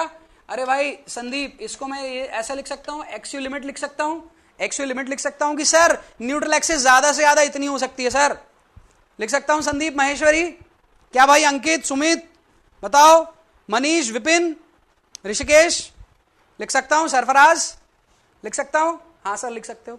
अरे यदि इसे ऐसा लिख सकते हो तो ये जो होगी सर, ये क्या होगी? अरे ऐसा जरूरी थोड़ी ना है कंक्रीट पूरा स्ट्रेन, कंक्रीट में जो स्ट्रेन आ रहा है वो पूरा 0.0035 तक आ रहा है। कंक्रीट इतना स्ट्रांग है, कंक्रीट के अंदर इतनी स्ट्रेंथ है कि कंक्रीट कह रहा है अरे अभी तो और लोड लगाओ, अभी तो स्ट्रेन 0.001 ही आया है, और लोड लगाओ। अरे 0.001 मान लेते हैं, 0.001 ये है, तो 0.001 है, मतलब न्यूट्रल एक्सिस यहां पर है, मतलब न्यूट्रल एक्सिस यहां पर है। क्या ये न्यूट्रल एक्सिस एक्सियल लिमिट है? नहीं सर, एक्सियल लिमिट नहीं है, लिमिट तो नीचे तक है सर। तो इसे क्या नाम दे दो? इसे दे दो एक्सयू, इसे दे दो एक्सयू। क्लियर है? इसे क्या दे दो? एक्सयू। ठीक है, दे सकते हैं नाम? हाँ सर दे सकते हैं, बिल्कुल दे सकते हैं। तो मेरी बात को थोड़ा सा ध्यान से समझने की कोशिश करिए कि मैं जो बताने की कोशिश कर रहा हूं कि लिमिट पढ़ने की क्यों आवश्यकता है। लिमिट पढ़ने की आवश्यकता इसीलिए है क्योंकि हम ये जानना चाहते हैं कि कंक्रीट ज्यादा से ज्यादा अपनी पूरी क्षमता पर काम करे तो कितना रेजिस्टेंस ऑफर करेगा। तो अपनी क्षमता, उसकी क्षमता को पता करने के लिए, उसकी लिमिट को पता करने के लिए हमने ये पता किया कि एरिया की कितनी लिमिट रहेगी, एरिया की कितनी लिमिट रहेगी। तो एरिया की लिमिट में विड्थ तो फिक्स होता है, लेकिन डेप्थ वेरी हो सकता है on the basis of neutral axis. Clear है? बिल्कुल मनीष, सही बात है।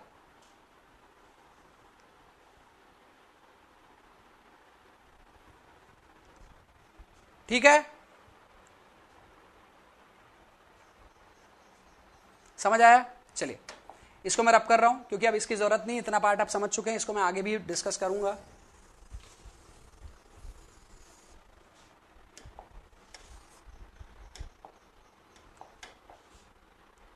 चलिए, तो limiting depth of neutral axis निकालते हैं। तो क्या होता है limiting depth of neutral axis?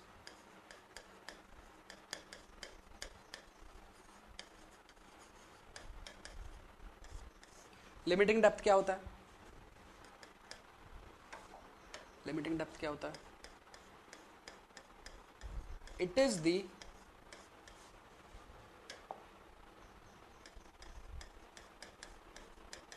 Position of neutral axis at which concrete can be fully utilize, जहां पर कंक्रीट को पूरी तरह से यूटिलाइज किया जा सकता है। ठीक है? ठीक है भाई? हाँ सर ठीक है। चलो अब इसमें कुछ और बात करते हैं। ये रहा बीम,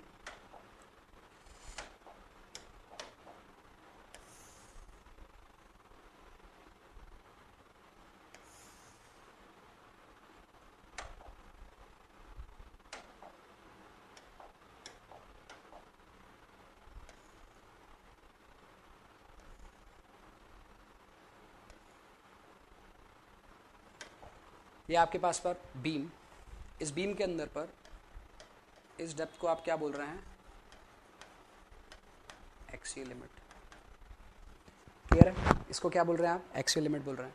तो एक्सियल लिमिट की वैल्यू को पता करते हैं अपन कि एक्सियल लिमिट की वैल्यू होगी कितनी। स्ट्रेन डायग्राम की तरफ पर अपन ने नजर बढ़ाई, स्ट्रेन डायग्राम की तरफ जैसी नजर बढ़ाई तो स्ट्रेन डायग्राम हमें कुछ ऐसा देखने को मिला।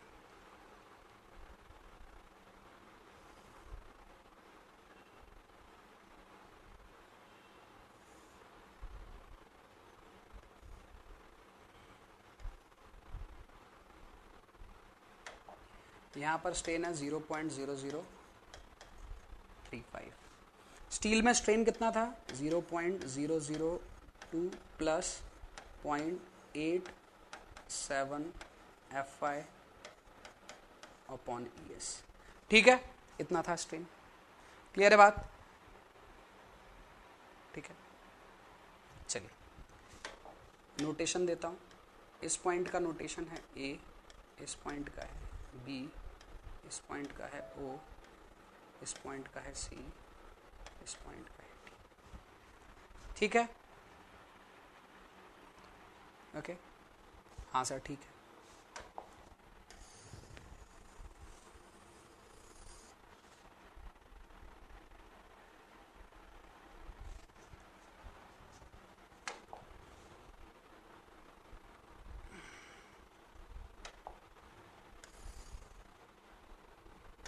हाँ जी, तो हम देखते हैं फ्रॉम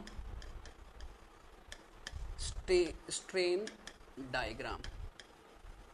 स्ट्रेन डायग्राम के अकॉर्डिंग देखें, ध्यान से देखते चले, है ना, आप लोग उधर देखते चाहिए और जो फिर मैं लिखता जा रहा हूं उसको कंपेयर करते जाइएगा।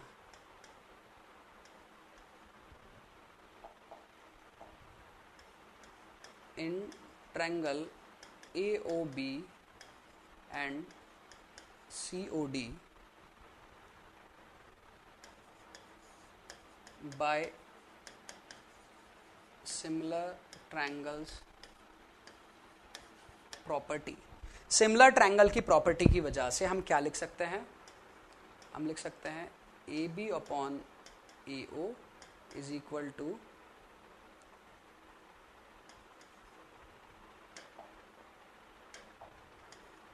CD upon DO। लिख सकते हैं? हाँ जी, लिख सकते हैं ऐसा। ये डेप्थ हो जाएगी स्मॉल डी। ठीक है, ऐसा लिख सकते हैं। ठीक है, अब AB की वैल्यू क्या है? AB का वैल्यू कितना है? 0.0035। AO का वैल्यू कितना है? AO का वैल्यू, AO है XU लिमिट। CD का वैल्यू कितना है? CD का वैल्यू है 0.002 plus 0.87 FI upon ES upon DO का वैल्यू कितना है? DO का टोटल डेप्थ है D, टोटल डेप्थ है D, दिख रहा है यहाँ पर टोटल डेप्थ है D, इफेक्टिव डेप्थ, और सॉरी इफेक्टिव डेप्थ है D, और उन दोनों की यहाँ पर यहाँ इतने जोन का डेप्थ कितना है? XU limit. तो नीचे वाले जोन का कितना बचा सर? वो बच गया आपके पास पर small d minus XU limit. थोड़ा सिंप्लीफाई किया ट्रांसफर कर d minus XU limit upon XU limit 0.002 plus 0.87 FI upon ES upon ये 0.0035 यहाँ आ गया। ठीक है, इसको और सिंप्लीफाई किया तो इसको ऐसा लिख सकता हूँ d upon XU limit minus ये क्या हो जाएगा? XU limit upon XU limit, वो क्या हो जाएगा? 0.002 प्लस 0.87 FI अपॉन ES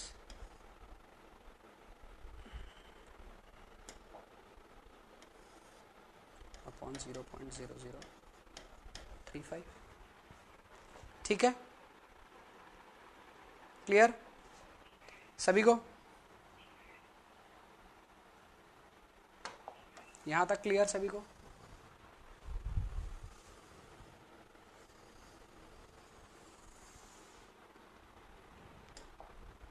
यहां तक क्लियर? ओके, नेक्स्ट स्लाइड पर बढ़ते हैं।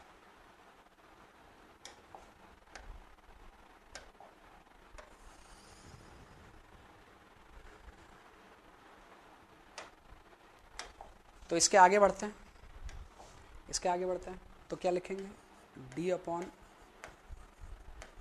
XU limit. इसको मैं कलर चेंज कर देता हूँ ताकि जब आप लोग नोट्स देखें तो आपको समझ आए कि कहाँ से लिखा है। तो d upon XU limit is equal to minus 1 उधर गया तो plus 1 0.002 plus 0.87 FI upon ES upon 0.0035 plus 1, ये माइनस 1 था इधर आया प्लस 1 हो गया। अब क्या करेंगे, इसी को एलसीएम ले लिया यहाँ पर, तो d upon X U limit is equal to 0.002 plus 0.87 fy upon ES plus 0.0035 upon 0.0035। Invert कर दो, पलट दो इक्वेशन को, X U limit upon D is equal to 0.0035 upon 0.002 plus 0.87 fy upon ES plus 0.0035। क्या निकालना हमें, एक्स यू लिमिट निकालना है। एक्स यू लिमिट निकालना है तो हम निकाल सकते हैं X U limit is equal to 0.00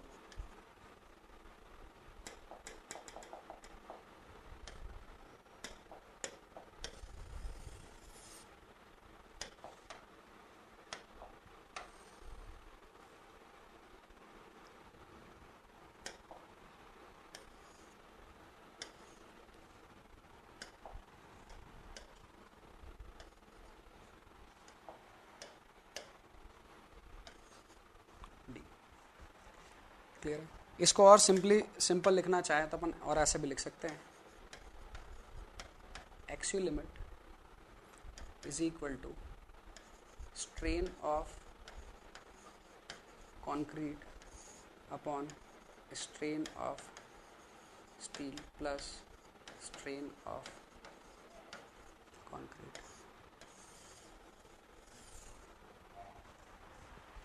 clear है, क्लियर है भाई सभी को।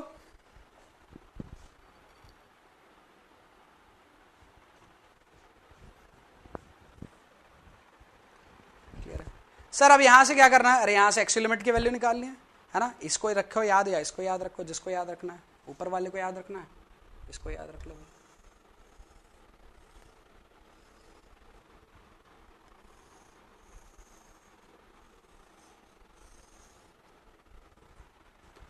ऊपर वाले को याद रखना, ऊपर वाले फॉर्मूले को याद रख लो, ठीक है। अब क्या करना है, Fy की वैल्यू आपको पता है अलग अलग ग्रेड होते हैं अलग अलग ग्रेड, अलग अलग ग्रेड के लिए Fy की वैल्यू अलग अलग होगी, और अलग अलग Fy और ES की वैल्यू तो फिक्स है। तो अलग अलग Fy की वैल्यू के लिए आपके पास पर एक्स लिमिट अलग अलग हो जाएगा और ES की वैल्यू फिक्स है। ये आप रखिए और निकाल लीजिए। ये आप रखते हैं, निकालते हैं, तो आपके पास पर जो डेटा देखने को मिलता है वो डेटा क्या होता है,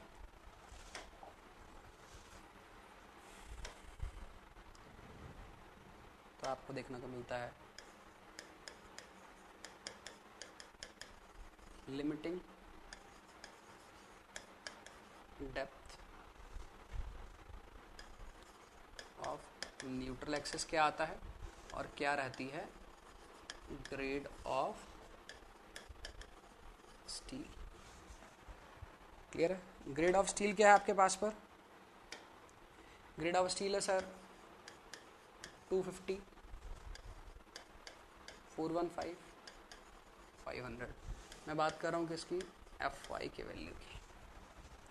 तो यहाँ पर जब डेटा निकालते हैं आप तो आ जाता है 0.53D, 0.48D, 0.46D। सर क्या निकालते हैं, क्या निकालते हैं, जब आप यहाँ पर जब Fy की वैल्यू को रखोगे 250, तो जो आंसर आएगा ES की वैल्यू 2 × 10⁵ तो आएगा 0.53, और डी मल्टीप्लिकेशन में है ही। जब 415 रखोगे तो 0.48, और जब 500 रखोगे तो 0.46 आएगा, जो मैंने यहां लिखा है। क्लियर बात, क्लियर है।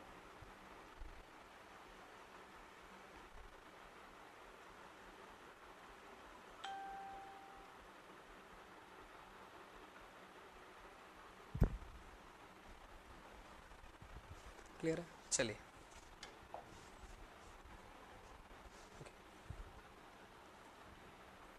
ओके।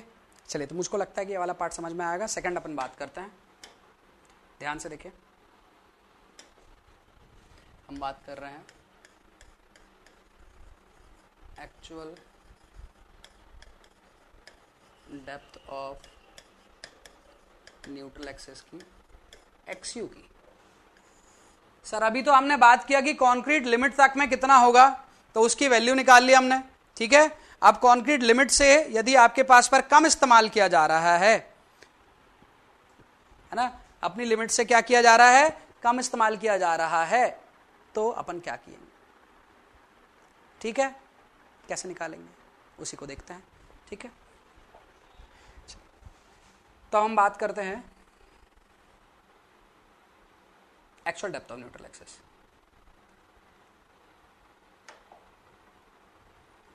तो हम एक अजम्पशन मानते हैं, we are assuming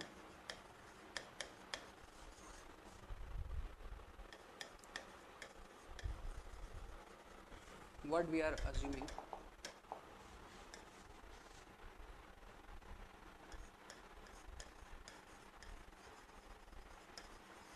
in balanced condition।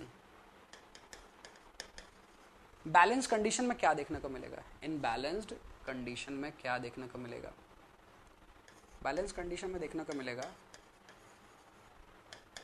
Compression force या कंप्रेशन रेजिस्टिंग फोर्स जो है वो किसके बराबर होगा, टेंशन रेजिस्टिंग फोर्स के बराबर होगा, टेंशन रेजिस्टिंग फोर्स के बराबर होगा। This is what we are assuming. यदि ये चीज हम अज्यूम कर रहे हैं तो हमें इन दोनों फोर्स की वैल्यू निकालनी होगी, है ना। अब दोनों फोर्स की वैल्यू निकालिए, टेंशन फोर्स तो पता है, जो पता नहीं है वो है कंप्रेशन फोर्स, जो पता नहीं है वो क्या है, कौन सा फोर्स है, कंप्रेशन फोर्स। तो टेंशन फोर्स कितना हुआ,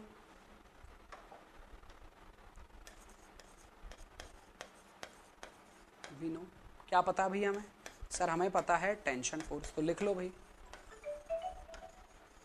tension force is equal to, tension force is equal to क्या होगा sir, 0.87 Fi, this is the stress into area, area is AS, area is AS,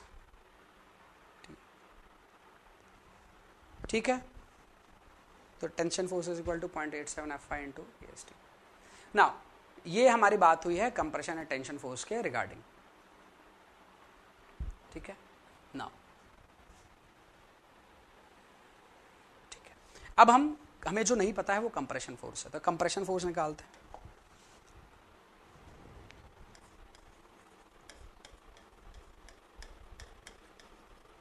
क्या निकालते हैं, कंप्रेशन फोर्स।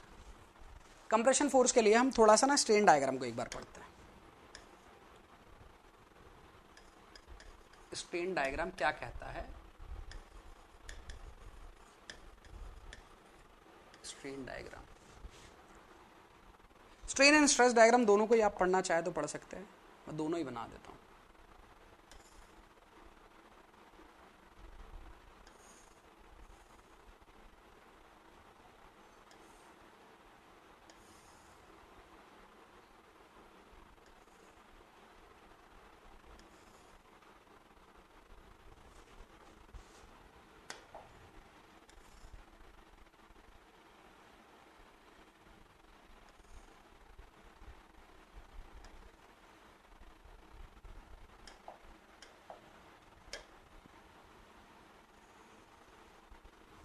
ये है स्ट्रेस डायग्राम।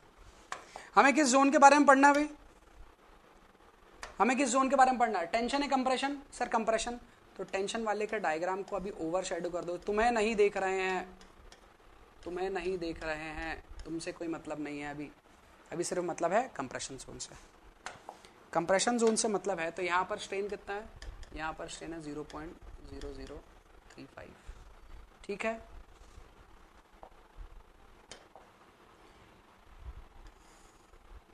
इस लेवल पर स्ट्रेन कितना है,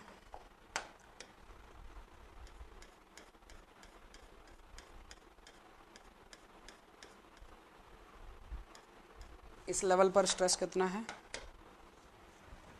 सॉरी स्ट्रेन कितना है इस लेवल पर, सर इस लेवल पर स्ट्रेन है 0.002,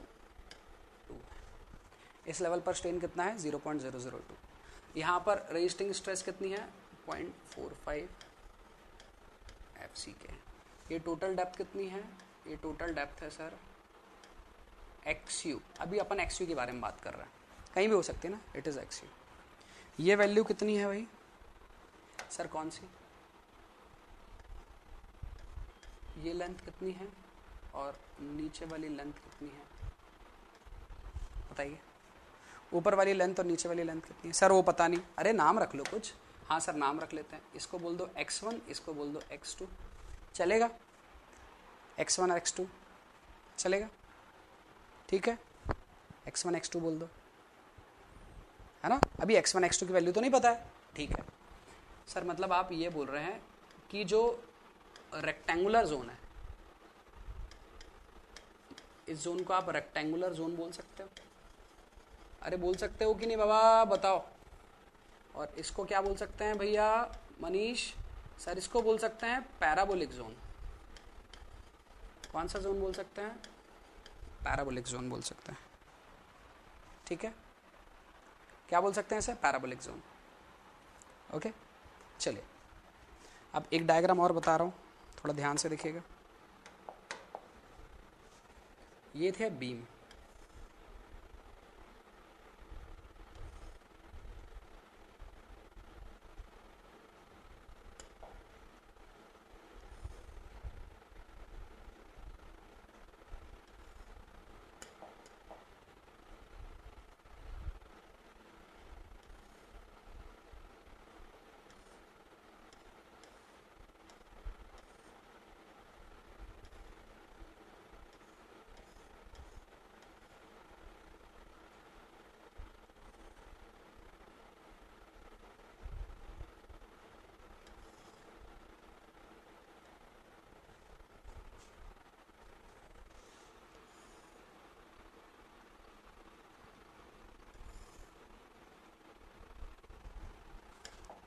डायग्राम पर ध्यान देना, ये नहीं कि सर डायग्राम कैसे बना रहे हैं, क्या बना रहे हैं, अभी उस पर नहीं, बनने दो।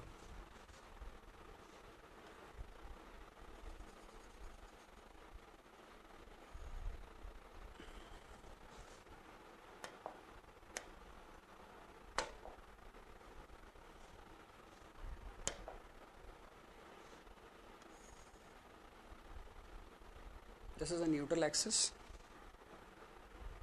उसको इस साइड से देखना चाहो तो ऐसे,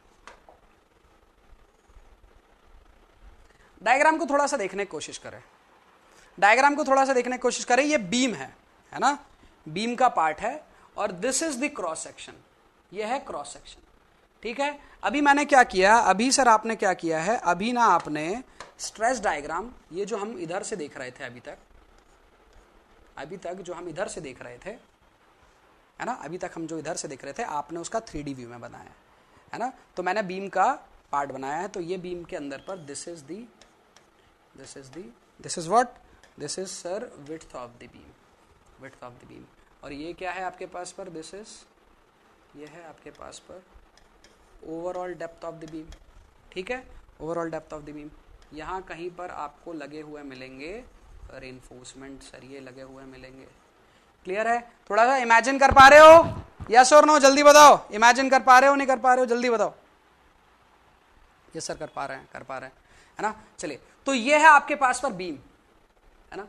अब ये है आपके पास पर, यदि मैं बात करता हूं, ये पार्ट देखना है आपको, दिस इज रेक्टेंगुलर, इसको देखकर रेक्टेंगुलर नहीं बोलना है, ये तो साइड व्यू है, एक्चुअल में this is the rectangular part, है ना। और इस रेक्टेंगुलर पार्ट की डेप्थ कितनी है, इस रेक्टेंगुलर पार्ट की डेप्थ कितनी है सर? इस पार्ट की डेप्थ आपने रखा है x1 और इसके नीचे वाला जो है उस पार्ट की डेप्थ आपने रखा है x2।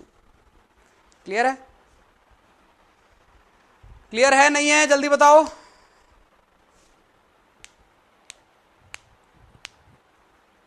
ठीक है, चलिए। तो दो कंप्रेसिव फोर्स है, जो दो कंप्रेसिव फोर्स है आपके पास पर एक्ट कर रहे हैं। कितने हैं? दो कंप्रेसिव फोर्स है जो एक्ट कर रहे हैं। रेजिस्टिंग फोर्स है, तो दो रेजिस्टिंग फोर्स है आपके पास पर जो यहां से आपके पास पर निकलेंगे रेजिस्टिंग फोर्स। तो दो रेजिस्टिंग फोर्स आपके पास पर, एक रेक्टेंगुलर जोन से रेजिस्टेंस मिल रहा है और एक पैराबोलिक जोन से। एक रेक्टेंगुलर जोन और एक पैराबोलिक, दोनों की सीजी से आपको रेजिस्टेंस मिल रहा है। तो इस रेजिस्टेंस को जो रेक्टेंगुलर जोन से मिल रहा है उसको मैं C1 बोल देता हूं, या CR बोलना चाहे आप CR बोल दीजिए, है ना। और पैराबोलिक जोन वाले को मैं CP बोल दे रहा हूं या C2 बोल दे रहा हूं। 2 इसलिए बोल दे रहा हूं क्योंकि अपन ने न्यूट्रल एक्सिस को भी 1-2 के नाम पर रखा है ना, तो इसलिए इसको भी अपन 1-2 के नाम पर रख लेते हैं। क्लियर है? और टेंशन से अपने को एक रेजिस्टेंस मिल रहा है, टेंशन इन तीनों से मिलाकर एक रेजिस्टेंस मिल रहा है और वो है टेंशन फोर्स अकेला। क्लियर है? समझ आया? और इन दोनों के बीच के डिस्टेंस को क्या बोला जाएगा? लेवर आर्म। लेकिन कंप्रेशन कौन से 1 या 2 से लेंगे? तो आपको दोनों का रिजल्टेंट निकालना होगा, दोनों का रिजल्टेंट निकालना होगा, है ना। एवरेज नहीं करना पड़ेगा, अभी रुक जाओ। ठीक है, चलिए चलिए। तो हमें क्या करना है? रेक्टेंगुलर और पैराबोलिक जोन को इंडिविजुअली पढ़ना है। रेक्टेंगुलर और पैराबोलिक जोन को इंडिविजुअली पढ़ना है। ठीक है, रेक्टेंगुलर और पैराबोलिक जोन को इंडिविजुअली पढ़ना है। तो मैं रेक्टेंगुलर और पैराबोलिक जोन के लिए आपको यहां पर ही ले जा रहा हूं मैं साइड में, है ना। दूसरी स्लाइड में नहीं, इसी स्लाइड में मैं स्क्रीनशॉट लेने में आपको बता दूंगा। ठीक है, चलिए। तो बात करते हैं इन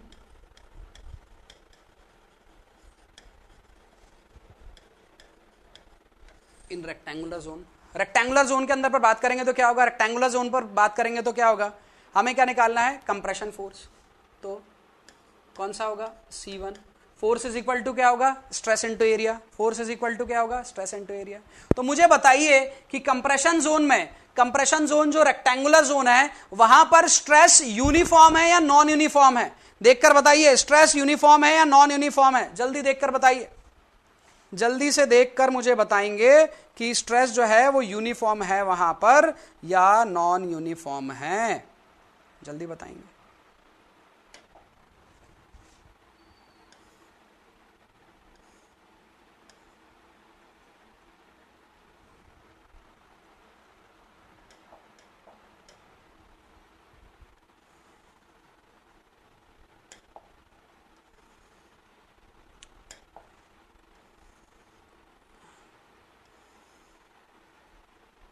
इस जोन की बात चल रही है, इस जोन की बात चल रही है।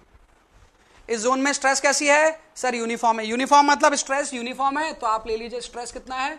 0.45 FCK, दैट इज स्ट्रेस। ये हो गया स्ट्रेस। और एरिया कितना हो जाएगा? ये विड्थ कितनी है भाई? ये विड्थ है सर B, ये विड्थ है कितनी? B। और डेप्थ कितनी है? x1। विड्थ है B और डेप्थ कितनी है? x1। तो B into x1 that is area. Stress into area that is compression force. Clear है सभी को? सभी को क्लियर है? इसको देखकर मत बोलना कि सर विड्थ तो 0.45 FCK है, क्योंकि डायग्राम ये देखना है, डायग्राम इसलिए मैंने ये बनाया है। ठीक है, क्लियर है?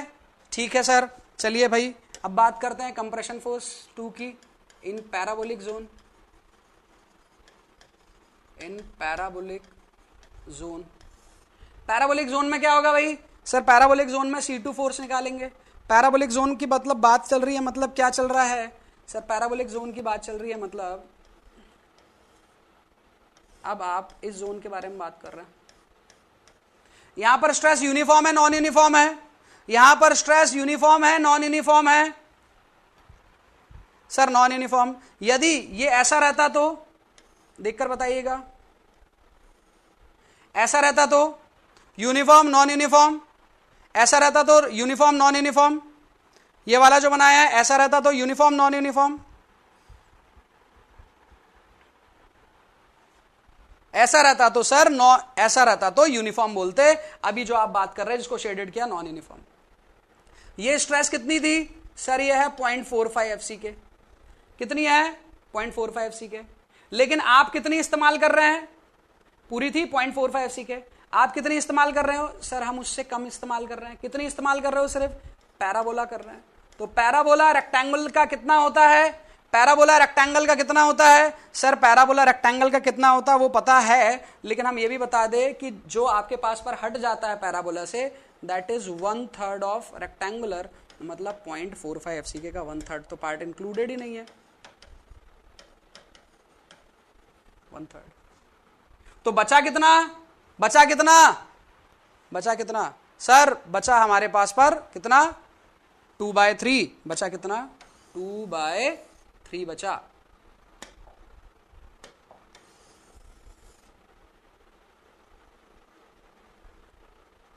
बचा कितना 2/3, ठीक है। यदि बचा 2/3 तो मैं यहां पर लिखता हूं compression force is equal to, क्या हो जाएगा, compression force is equal to, compression force is equal to stress, stress कितनी है, ये स्ट्रेस, ये वाली जिसको पिंक कलर से शेडेड कर दिया, ये वाली स्ट्रेस कितनी है, सर ये वाली स्ट्रेस बची है 2/3, 2/3 ऑफ कितना 0.45 FCK का, 0.45 FCK का कितनी बची है स्ट्रेस, 2/3 बची है, ठीक है। अब एरिया, इस पैराबोलिक जोन का एरिया निकाला जाए तो सर साइड से देखेंगे, इधर से देखेंगे, इस तरफ से देखो, क्रॉस सेक्शन से देखो, विड्थ कितनी है, सर विड्थ तो वही है, विड्थ कितनी है भाई, सर विड्थ तो बी ही है, और जो डेप्थ है, डेप्थ कितनी ले ली गई है, सर डेप्थ ले ली गई है x2, डेप्थ कितनी ले ली गई है x2, क्लियर है बात, क्लियर है बात, डेप्थ कितनी ले ली गई है, डेप्थ ले ली गई है x2,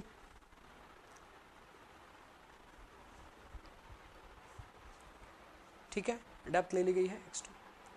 यदि डेप्थ x2 ले ली गई है, ठीक है, अब दोनों फोर्स को ऐड कर दो, दोनों फोर्स को ऐड कर दो, कर सकते हो क्या, हाँ सर कर सकते हैं, दोनों फोर्स को ऐड कर दिए, तो दोनों फोर्स को ऐड करने के बाद क्या मिलेगा, दोनों फोर्स को ऐड करने के बाद क्या मिलेगा, सर दोनों फोर्स को ऐड कर दिया, C is equal to C1 plus C2, दोनों के डेटा को यहां रखना और दोनों के डेटा को यहां रखकर सॉल्व करना, ठीक है। लेकिन सर x1 और x2 तो xu के फॉर्म में होंगे, तो x1 x2 को निकालते हैं, यहां पर देखिए मैं x1 और x2 निकाल रहा हूं, ठीक है। यहां पर देखिए ट्रायंगल दिख रहा हूं, यहां पर देखो ये O, ये A, ये B, ये पॉइंट X, ये पॉइंट Y, ठीक है। तो इस ट्रायंगल के अकॉर्डिंग बात करते हैं, फ्रॉम सिमिलर ट्रायंगल्स, कौन सा, AOB and XOY, XOY, AOB and XOY, AOB and XOY के बेसिस पर बात करें तो अपन लिख सकते हैं AB upon AO is equal to XY upon XO। AB की वैल्यू कितनी है, AB की वैल्यू है 0.0035, AO की वैल्यू कितनी है, टोटल है AO की वैल्यू XU, ठीक है। XY की वैल्यू, XY की वैल्यू है 0.002 अपॉन XO की वैल्यू कितनी है, XO की वैल्यू को x2 से रिप्रेजेंट कर रखा है अपन ने, तो यहां से x2 निकाल सकते हैं, यहां से निकालने की कोशिश किया अपन ने, क्या निकालने की कोशिश, x2 को उधर भेजा, बाकी सबको उधर भेजा, तो क्या हो गया आपके पास 0.002 अपॉन 0.0035, 0.0035 इंटू XU, तो x2 जो है वो XU का पार्ट हो गया, x2 जो है वो XU का पार्ट हो गया, तो कितना हो गया, इसको सॉल्व करके निकाल सकते हैं, तो x2 की वैल्यू हो जाएगी, क्लियर है, क्लियर है, तो it is how much 4/7 of XU, it is कितना, x2 कितना हो गया 4/7। यदि 7 में से 4 पार्ट नीचे है तो ऊपर कितने होंगे, 7 में से 4 पार्ट नीचे है तो ऊपर कितने होंगे, सर 3 पार्ट होंगे, सो x1 कितना हो जाएगा, सर x1 हो जाएगा 3/7 XU, x1 कितना हो जाएगा 3/7 XU। तो इन दोनों को ऐड करोगे तो x1 और x2 की वैल्यू यहां से उठाकर रख देना, यहां से उठाकर रख दोगे तो C जो फोर्स है इसकी वैल्यू हो जाएगी 0.36 FCK BXU, कितना 0.36 FCK BXU, क्लियर है सभी को, सर कैसे हो जाएगी, अरे भैया C1 की जगह ये रखोगे ना, C2 की जगह ये रखोगे, x1 की जगह ये रखोगे 4/7 XU, और x2 की जगह क्या रखोगे, x2 की जगह क्या रखोगे 3/7 XU। सर 3/7 4/7 कैसा है, इसको सॉल्व करोगे तो 4/7 आएगा। मतलब x2 जो नीचे वाला पार्ट है वो 7 में से 4 पार्ट रखता है, तो ऊपर वाले के पास कितने बचेंगे 3 पार्ट, तो उसको 3/7 लिख दिया। कैलकुलेट करना चाहो कैलकुलेट कर लेना। ओके तो यहां से आ जाता है ये कंप्रेशन फोर्स। अरे भैया हमें क्या निकालना था, सर हमें जो निकालना था ना वो ये था, देखो ध्यान से, हमें क्या निकालना था, हमें निकालना था compression force equal to tension force. तो compression force equal to tension force निकालना था, तो क्या निकल गया, compression force equal to tension force निकालना था, तो क्या निकल गया, नहीं निकला सर, निकल गया, निकल गया तो लिखो भाई, लिखो इसको। ठीक है सर लिख देते हैं। तो हमने लिखा compression force is equal to as compression force equal to tension force, तो कंप्रेशन फोर्स हो गया 0.36 FCK BXU। टेंशन फोर्स पहले से निकाल लिया था 0.87 FY AST, हम XU के लिए निकाल रहे थे, तो यहां पर XU जो हो जाएगा, XU जो हो जाएगा that is 0.87 FY AST upon 0.36 FCK B। ठीक है, ठीक है भाई। ओके चलो स्क्रीनशॉट लेंगे जल्दी जल्दी। हाँ डायरेक्ट सी आएगा, मैं तो निकाल कर बता रहा हूं, क्वेश्चन में डायरेक्टली सी का वैल्यू आएगा, इतना पूरा तामझाम याद रखने की कोई जरूरत नहीं है। ठीक है चलिए देखिए वैल्यू, इसका सॉरी स्क्रीनशॉट लीजिए।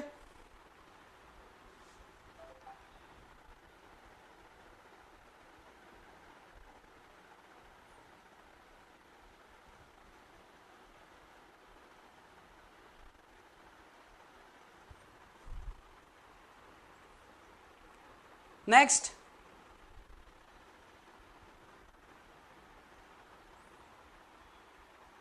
नेक्स्ट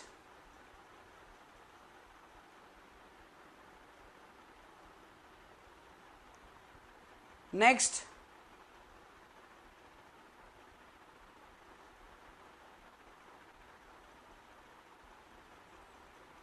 नेक्स्ट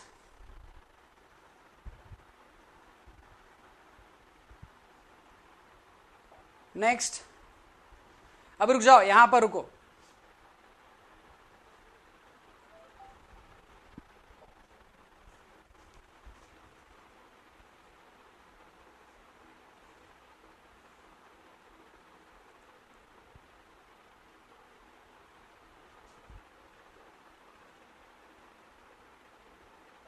पहले इसका लो, पहले लो इसका स्क्रीनशॉट, ले लिया, ठीक है।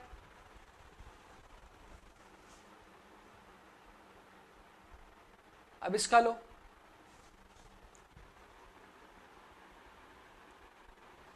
ठीक है, ले लिया, ले लिया हुआ, ठीक है। चलिए तो आज की क्लास यहां खत्म कर देते हैं। सबसे इंपॉर्टेंट बात याद रखें सभी लोग,